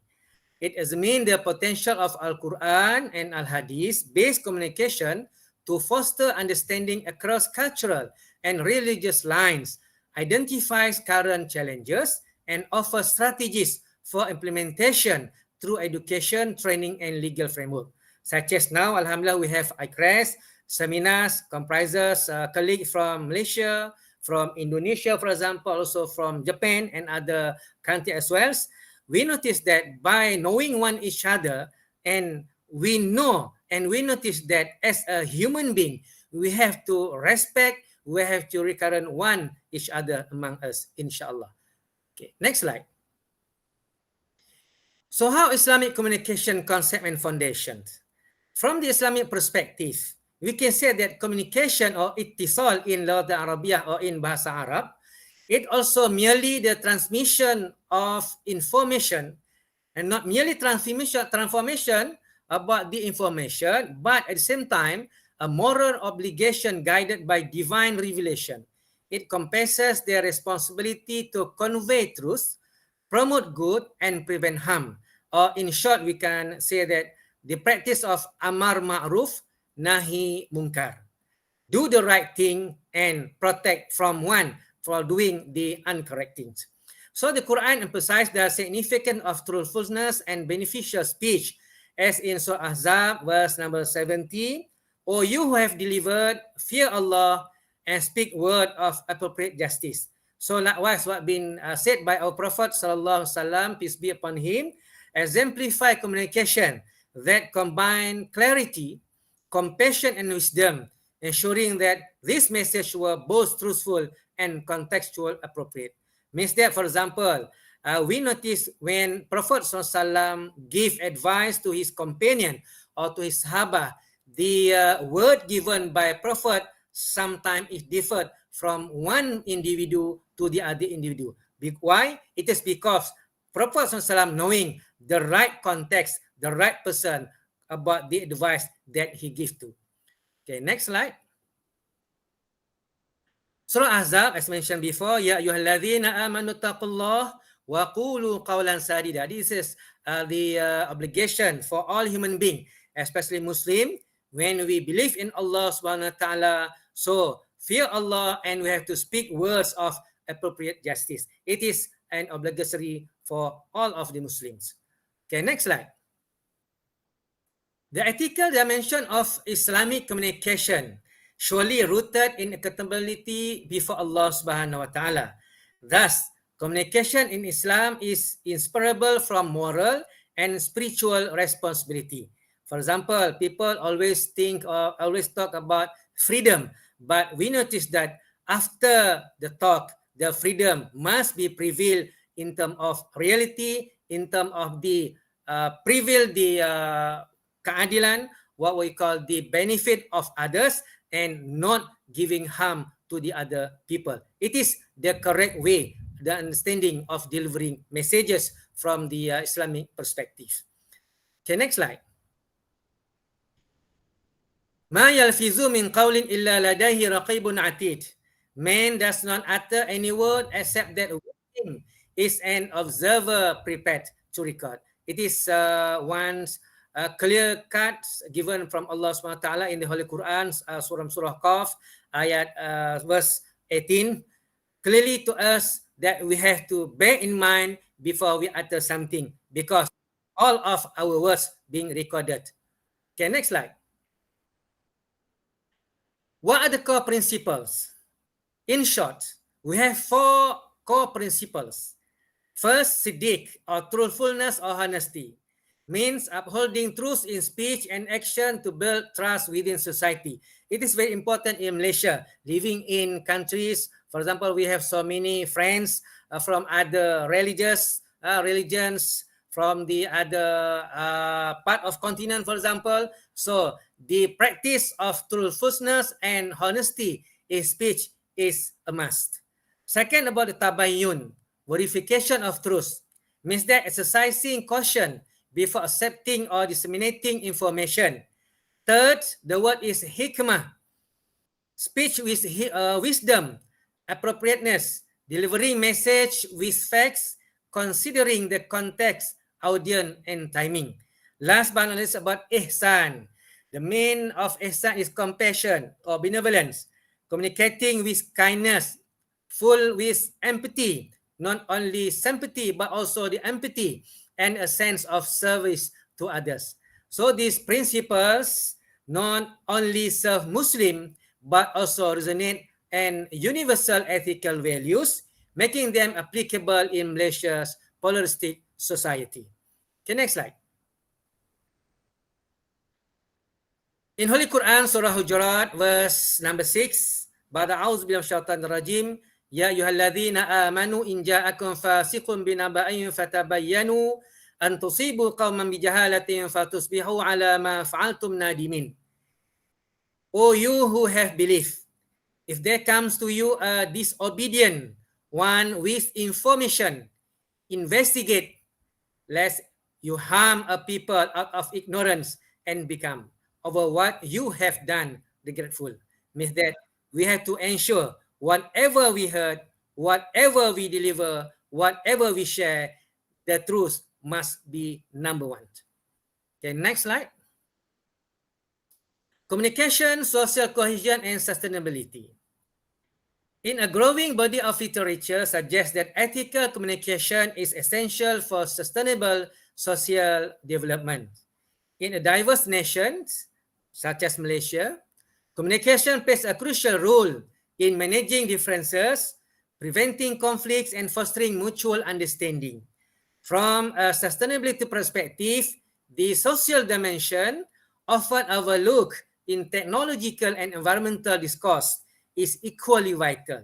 So, without strong social cohesion, scientific progress and technological innovation risk being undermined by distrust and societal fragmentation.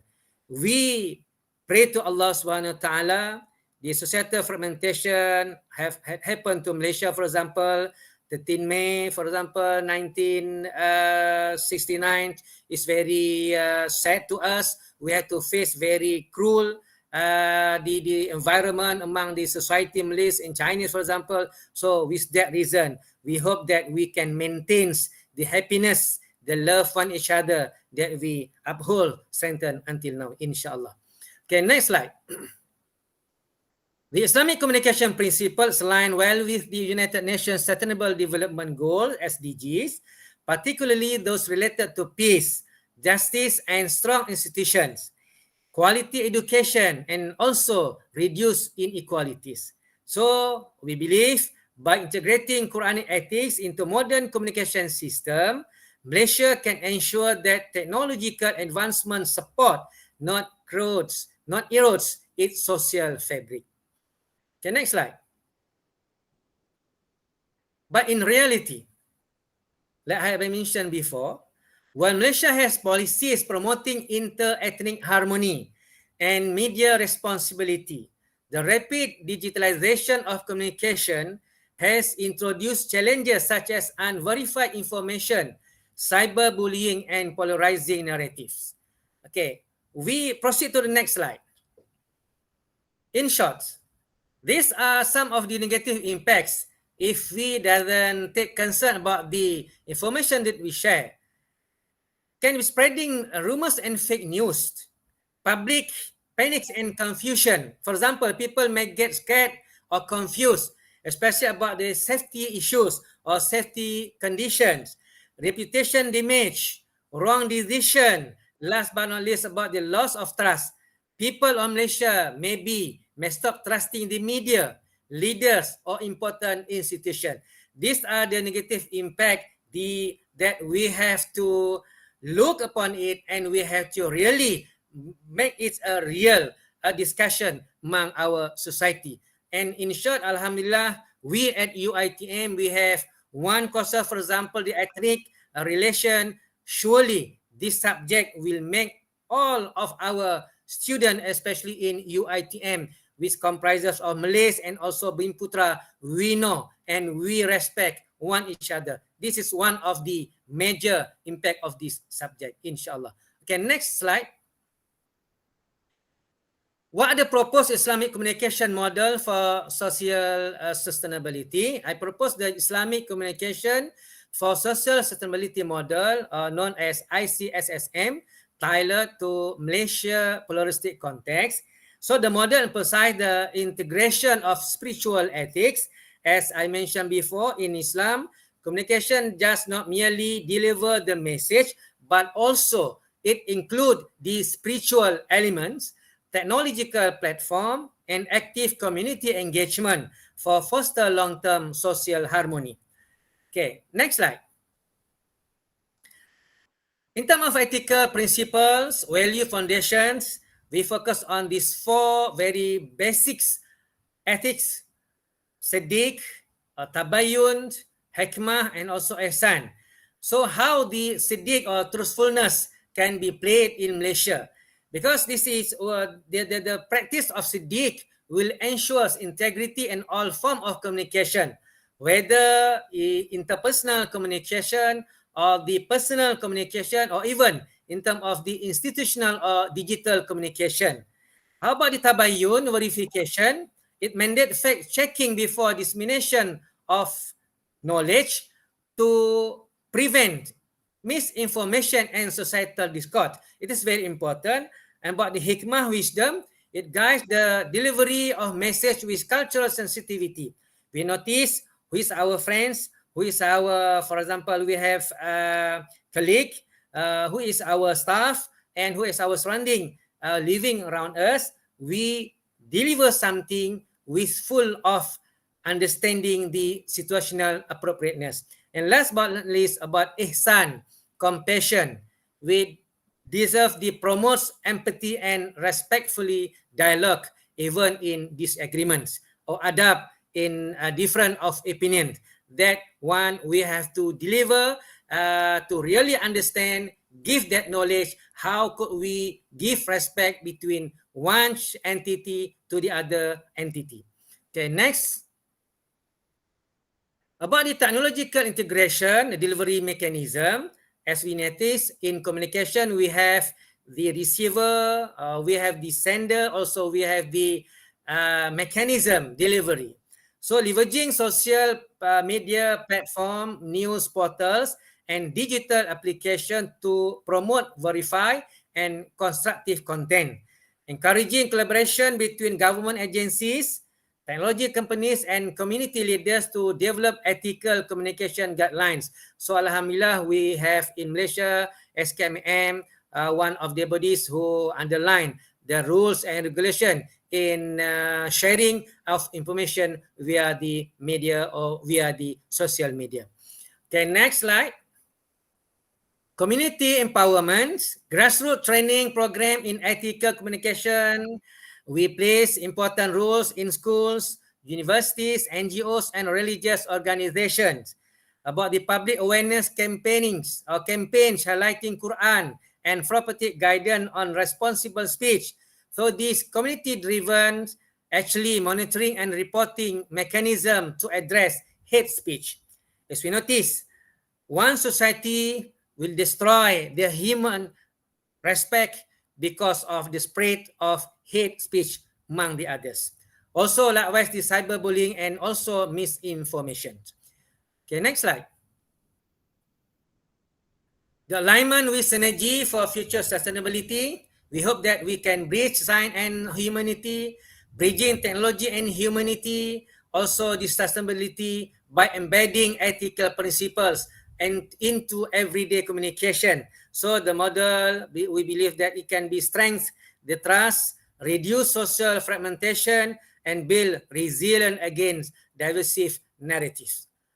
Okay, next slide.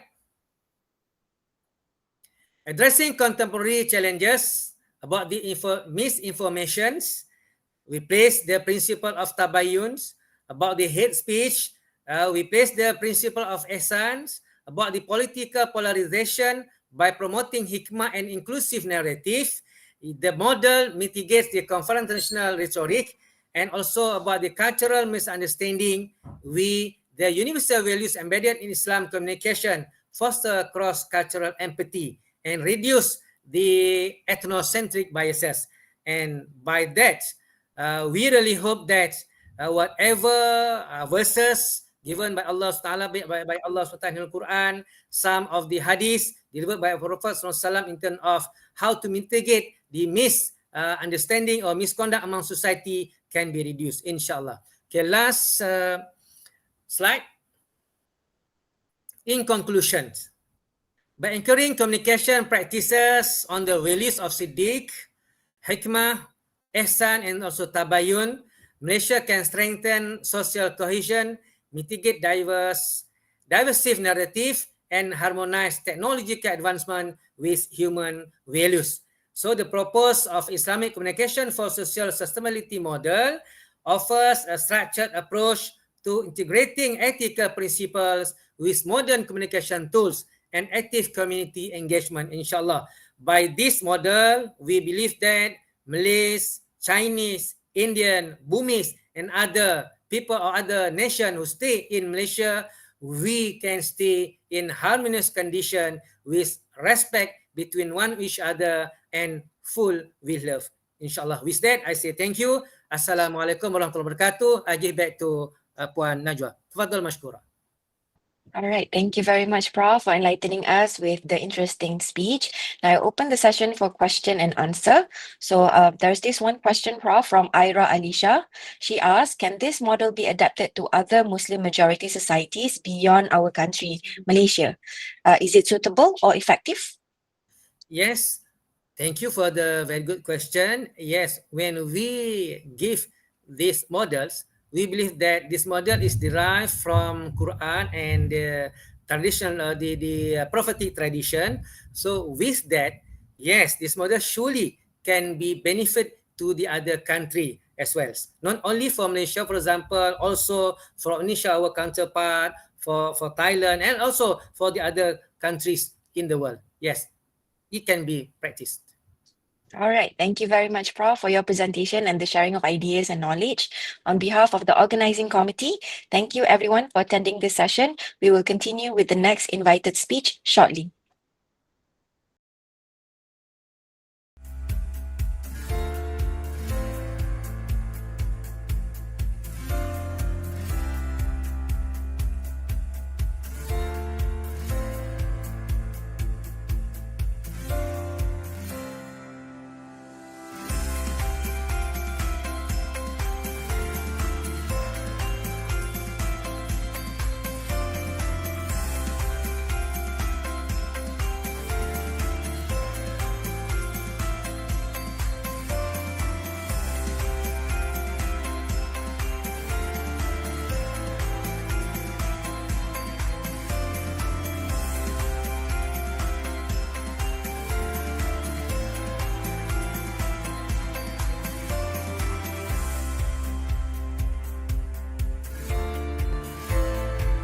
Excellencies, distinguished guests, ladies and gentlemen, let me introduce you to our last invited speaker for session 1, Dr. Tohru Taniguchi. Dr. Taniguchi is an associate professor at the Faculty of Advanced Life Science, Hokkaido University. He earned his master's degree in science in 2004 and a PhD in science in 2007, both from Hokkaido University. His academic journey also includes international experience as a visiting scholar and postdoctoral fellow at Columbia University and later as a postdoctoral fellow at Harvard University. His research combines chiroptical spectroscopy, natural product chemistry, and theoretical calculation with a particular focus on structural analysis using vibrational circular dichroism, VCD, and electronic circular dichroism, ECD, spectroscopy. Dr. Taniguchi is recognized as one of the most active researchers in this field. He has received several prestigious awards, including the Timmer Chemistry Journals Awards in 2020, the Chemical Society of Japan Award for Young Chemists in 2015, and the Award for Encouragement of Research in Polymer Science in 2015. His work has been published in leading journals such as Journal of the American Chemical Society, Organic Letters, Chemical Communication, and Physical Chemistry, Chemical Physics. We are honored to welcome him today. Without further ado, I would like to invite our last invited speaker for this session. Please welcome Associate Professor Dr. Toru Taniguchi from the Faculty of Advanced Life Science, Hokkaido University, Japan, with his speech on elucidation of detailed three-dimensional structures of organic molecules by chiroptical spectroscopy. Please welcome. Thank you for your kind introduction, and thank you, Amy, and all the co-organizers for giving me a chance to talk about recent progress in research. So let me share my screen. All right. So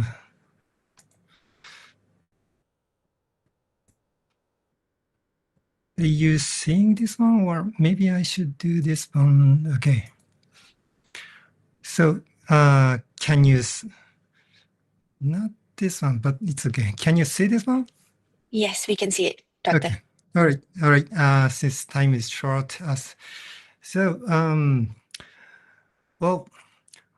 my talk is about detailed three-dimensional structures elucidation. And here, when I say detailed three-dimensional structures, I mean about chirality and conformation. So before starting my talk, let me explain where I am from. So you can imagine the shape of Japan, right? And sorry, Doctor. Our university. Sorry, Doctor. Are you sharing your screen right now? Because we cannot see. I am sorry about that. Okay. It's okay.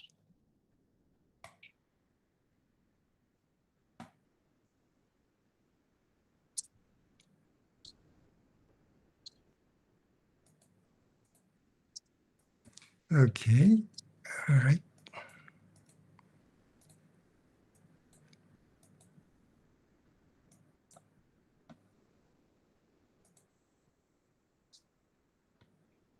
How about this one? Okay, wait, yeah. Okay, yes, we can see a slide now. Cool. Sorry about that. It's okay. So, okay. So our university is from this one, which is isolated from mainland.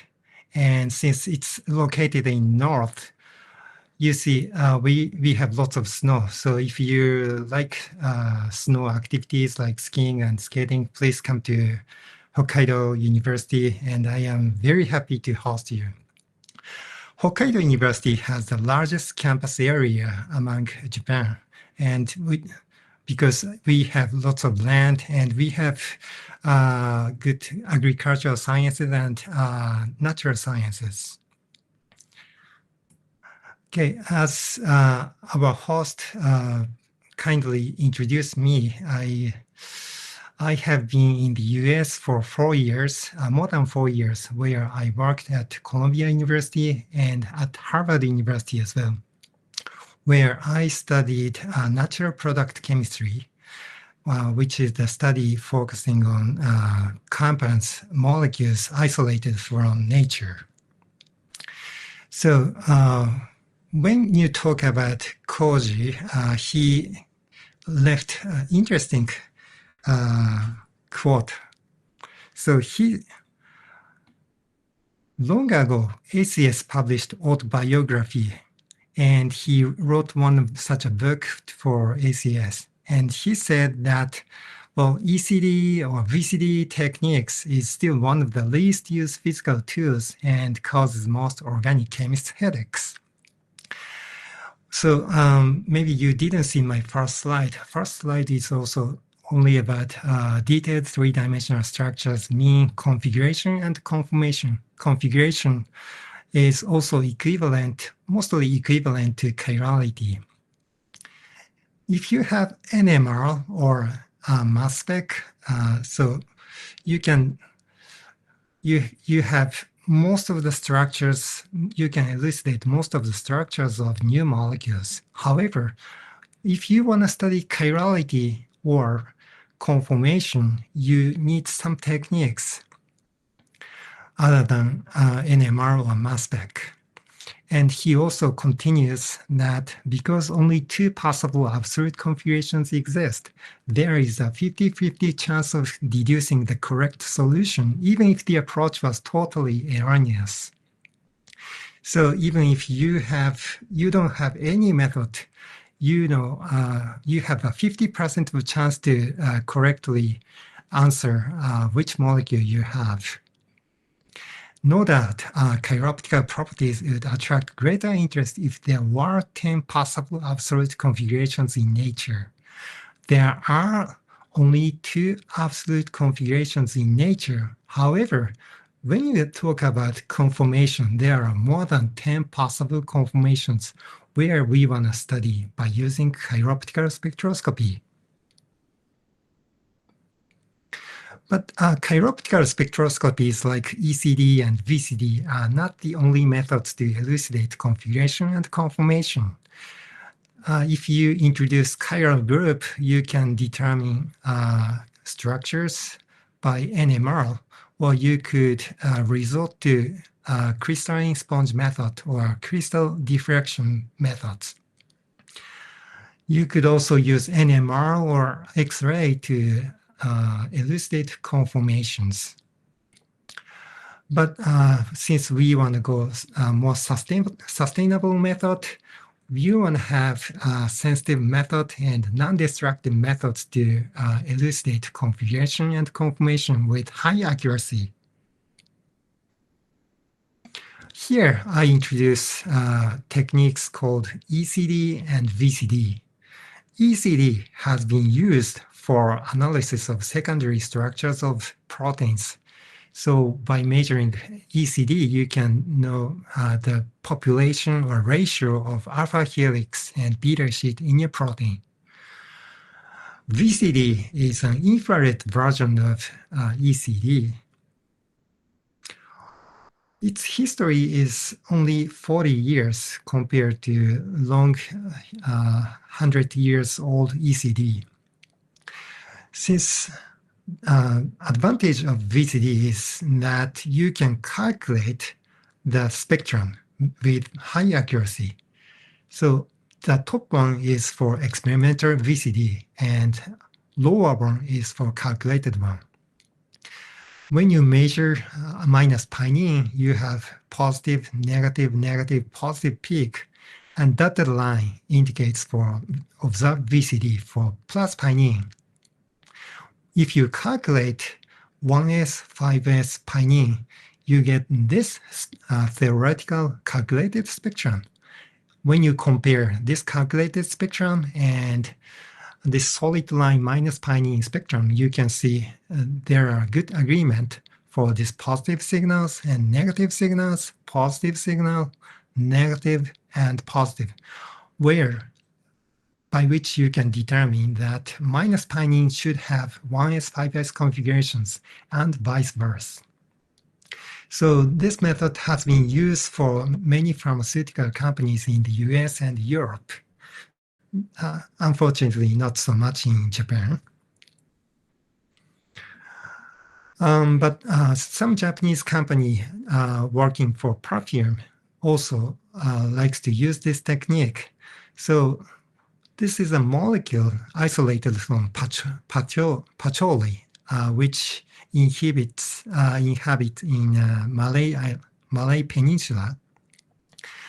So this molecule has a very good fragrance. So the company wants to determine which structure it has, red enantiomer or gray enantiomer.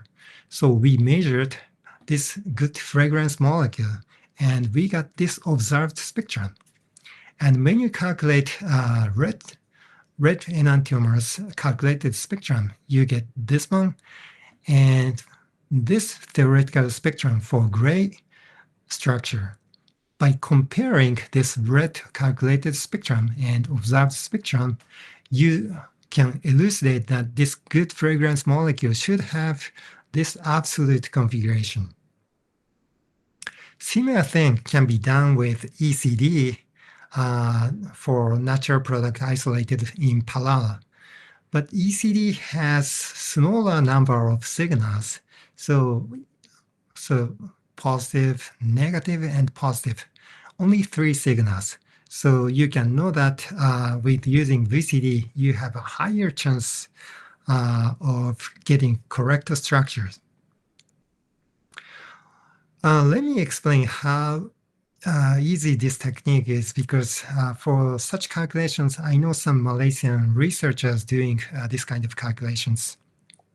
So you start, so let me use this small molecule, 5-carbon molecule as an example. And even for such a simple looking compound, it is difficult to elucidate its conformation and configuration, chirality. If you have some chemistry knowledge, you may think that since it has hydrogen bonding donor and hydrogen bonding acceptor, you may imagine hypothetical 6-membered ring should stabilize this conformation. This assumption is 50% correct. 50% means when you calculate stable conformations of this molecule, you get this intramolecular hydrogen bonding conformer with 50% population, and other 50% population shows conformers without such intramolecular hydrogen bonding. But this is just calculation. How do you know this calculation is actually correct? So where you can use VCD, you calculate this conformers VCD, this conformers VCD, this conformers, this conformers, this conformers VCD. They are shown here. And now you compare these spectra with experimental spectra. None of these, 1 to 5, didn't match well with the observed. However, if you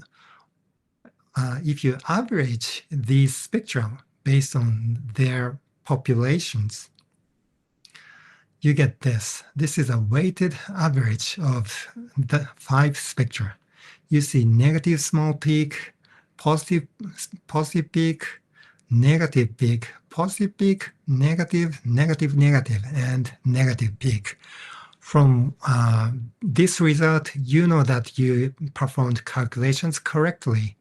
And since the calculation was performed for R enantiomer, you know that minus level rotatory enantiomer of this molecule corresponds to R. With this method, we have been determining absolute configurations and conformations of many natural products and synthetic molecules, mostly within Japan and sometimes in collaboration with other countries. I hope, if you are interested in determining correct structures, please send the sample to me. Or you could ask Malaysian researchers who have VCD. I have visited one institute having VCD. Anyway, our interest is to develop drug molecules using this technique. Since for developing drug molecules, its conformation in biological condition is quite important. Some drug molecules, especially for medium-sized and large-sized molecules, have lots of conformations. And if you are thinking about some receptor, only this conformer could bind and shows medical activity. So it is important for this molecule to take this conformation in a large percentage. but it's not so easy to regulate conformation. So to develop higher active molecules, you modify this molecule by alkylation, cyclization, or fluorination to have restrained conformation to facilitate the binding, its binding to the receptor. But the question is, how do you know conformations in biological conditions? And how do you know this chemical modification could lead to desired conformations? This is where we are working on, using VCD and other chiroptical techniques. Since we are using spectroscopy that could be applied to many types of molecules, we are rather doing many types of molecules, mostly biomolecules or their analogs, like nucleic acids, peptide analogs, lipids and sugars, and many other synthetic molecules. In the rest of the time, I'm going to talk about some topics for this. And the host can stop me anytime when time comes. I don't actually know how much question time I should leave, so you can just stop me, okay? All right, okay. So we have been working hard on lipid structures because lipid chirality is one of the least studied research field. And as far as I know, not much is done for the relationship with biological activity and lipid chirality, let alone its relationship to evolution. So we have been working on lipids, and recently we are working on oxidized fatty acids chirality. Such an oxidation is quite common even for food and for your body. For pure polyunsaturated fatty acid is easily oxidized enzymatically or by non-enzymatically, which is caused by stress. Stress causes peroxide in your body and converts this kind of pure to oxidized species. Important thing is that such oxidation also brings chiral centers to pure. So you see lots of star marks, which indicates chirality. So we want to study the relationship between chirality and biological activity. So we started to study their chirality by using VCD. Sorry, okay. And these molecules are also in your food called, for example, one of the food or medicine is in castor oil. 90% of castor oil is composed of this type of oxidized lipids. So we studied lots of fatty acids, hydroxy fatty acid, lipid hydroperoxide, lipid epoxide, and so on. So since this has lots of sp3 single bond that brings lots of conformations. If you consider the degree of freedom as 3 for each single bond, this simple molecule is equivalent to have 40 million possible conformers, which is possible to calculate, but it's quite time consuming. So we developed C13 model. This one also has possible 60,000 conformers, so it's now more doable. When you measure, sorry about that, when you measure this molecule, you get this VCD. And when you calculate VCD for this model structure, you get this one 4R, and this one 4S. So even for such a flexible molecule, oxidized lipid, you know, negative peak, positive peaks, negative peaks, and positive peak, negative peaks. So you can elucidate the chirality of this molecule in a non-destructive way. Davidson, my favorite student from Nigeria, who is now doing D1, he also synthesized this model compound by organic chemistry.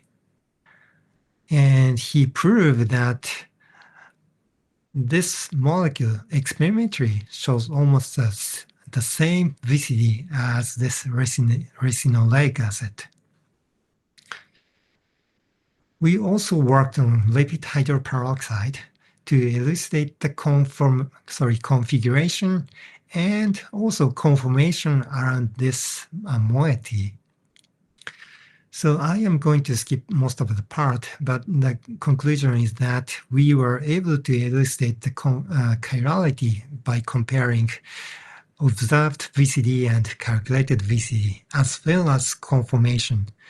Since this is quite unstable molecule, it's easy to decompose. This is the first time determining the conformation of these molecules in the solution state. So if you are interested in this work, you can refer to this paper, which is published with Davidson. We are also working on nucleotide and nucleoside. Important thing about nucleoside is that it has 5-membered ring, unlike 6-membered rings that most of the sugars show. If you are thinking about 5-membered ring, it's actually difficult to determine the structures with NMR. For example, if you have thymine on beta position or thymine at alpha position, the coupling constant between H2 and H1 are the same for this molecule. So 5-membered ring is also causes lots of structural elucidation error in the history. The reason why they are difficult is that they are quite flexible, unlike 6-membered ring. For 6-membered ring, the conformation is almost fixed to 4C1 or 1C4, and you can determine the configuration by using Laplace equation NMR analysis. But for 5-membered rings, there are lots of possible conformations or packering, and each conformation is separated with low energy barrier. So the conformation for this one is totally different from conformation for this one. This causes lots of confusion. So we decided to use VCD for analyzing the configuration to know which is beta and which is alpha. And by comparing observed spectrum and calculated spectrum, you know which one corresponds to beta and which one corresponds to alpha. The same similar concept is applied for anti-HIV drug acetate, AZT. And one important thing is that this molecule can also shows, VCD can also analyze the conformations of this molecule, which is important for inhibiting HIV reverse transcriptase. We are now doing more sophisticated calculations, which fully considers water solvent molecules. You perform molecular dynamics first and take out lots of snapshots, and you calculate VCD or other spectroscopic properties for each snapshot to obtain spectrum. For this AZT, you know which conformations exist in which populations. So I think it's going to be the last topic. I hope my talk is not too long. So for chirality, there are lots of chiral molecules without asymmetric carbons.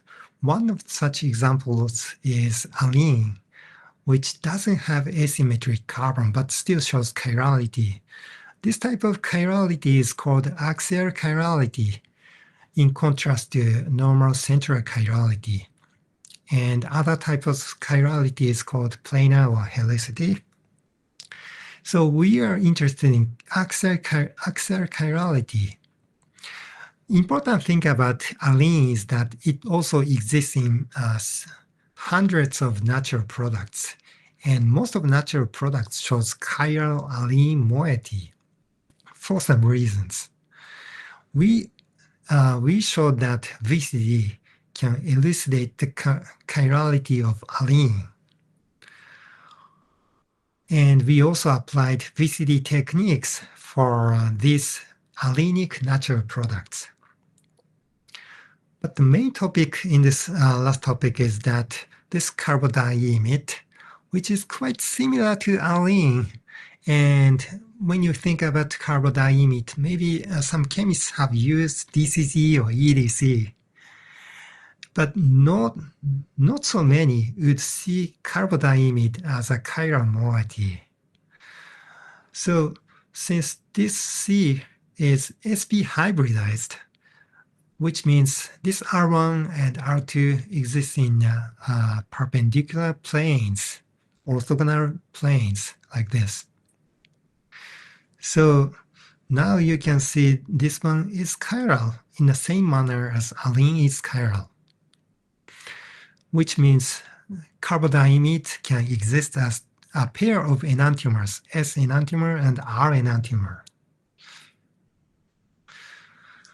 We are not the first to notice this phenomenon. For example, allene, the chiral allene, the existence of chiral allene was proposed in 1875 by Van Hoff, and it's finally obtained in 1935, 60 years after Van Hoff's prediction. Auxiliary chiral carbodiimide was proposed in 1932, 3 years before chiral allene was isolated, but it was not obtained until our study. To make a long story short, we were able to obtain such one-handed chiral carbodiimide by using this bimethyl structure skeleton to fix carbodiimide moiety, which was important because this easily racemizes until such support. So our VCD analysis indicated that this one exists as more than carbodiimide exists as almost 100% as S-conform configuration. Now this molecule has been applied for new coupling reactions. All right, so we are working on VCD, ECD, ROA, and NMR calculations and measurements to analyze various molecules, conformation, and configuration, and ultimately aiming for applying this technique to develop new drug molecules, and also for elucidating some aspect of evolution in terms of molecules, molecular structures. This work was supported by many students and collaborators, and I can't name all the collaborators because I have been receiving new molecule every week from all over Japan and from other countries. I would especially name two promising, talented students. Davidson is from Nigeria, and Nurul, she got master's degree in our university, and she's coming back as a doctoral student from this fall. If some of the audiences are interested in coming to Japan, please contact me, and you might get a fully sponsored scholarship. And And since I have been talking about VCD, we are going to have international conferences on vibrational circular dichroism in collaboration with Professor in Saga here. So anyway, if you come to Hokkaido, I am happy to see you. Thank you so much.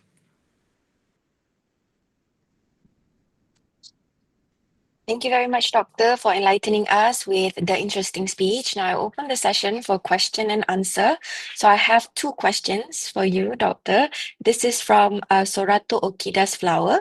So she asks, number 1, do Japanese science industry do research in their own way about configuration, or is it just the same as other countries? Okay, so Japanese companies try to use crystallography mostly. And some send molecules to us. Okay, all right. And question number 2, she also asked, do they apply the molecules into technology also? Are the configuration part of nanotechnology? I appreciate it if you can explain. Okay, for nanotechnology, yes, they are. So for nanotechnology, your liquid crystal and CPL techniques are most prominent and extensively studied area, as I think. All right. Thank you very much, Doctor, for your presentation and the sharing of ideas and knowledge. Distinguished guests, ladies and gentlemen, we sincerely appreciate your presence for this session, and we welcome you to join us for the next invited speech, session 2, at 2:30 p.m. Stay safe and thank you.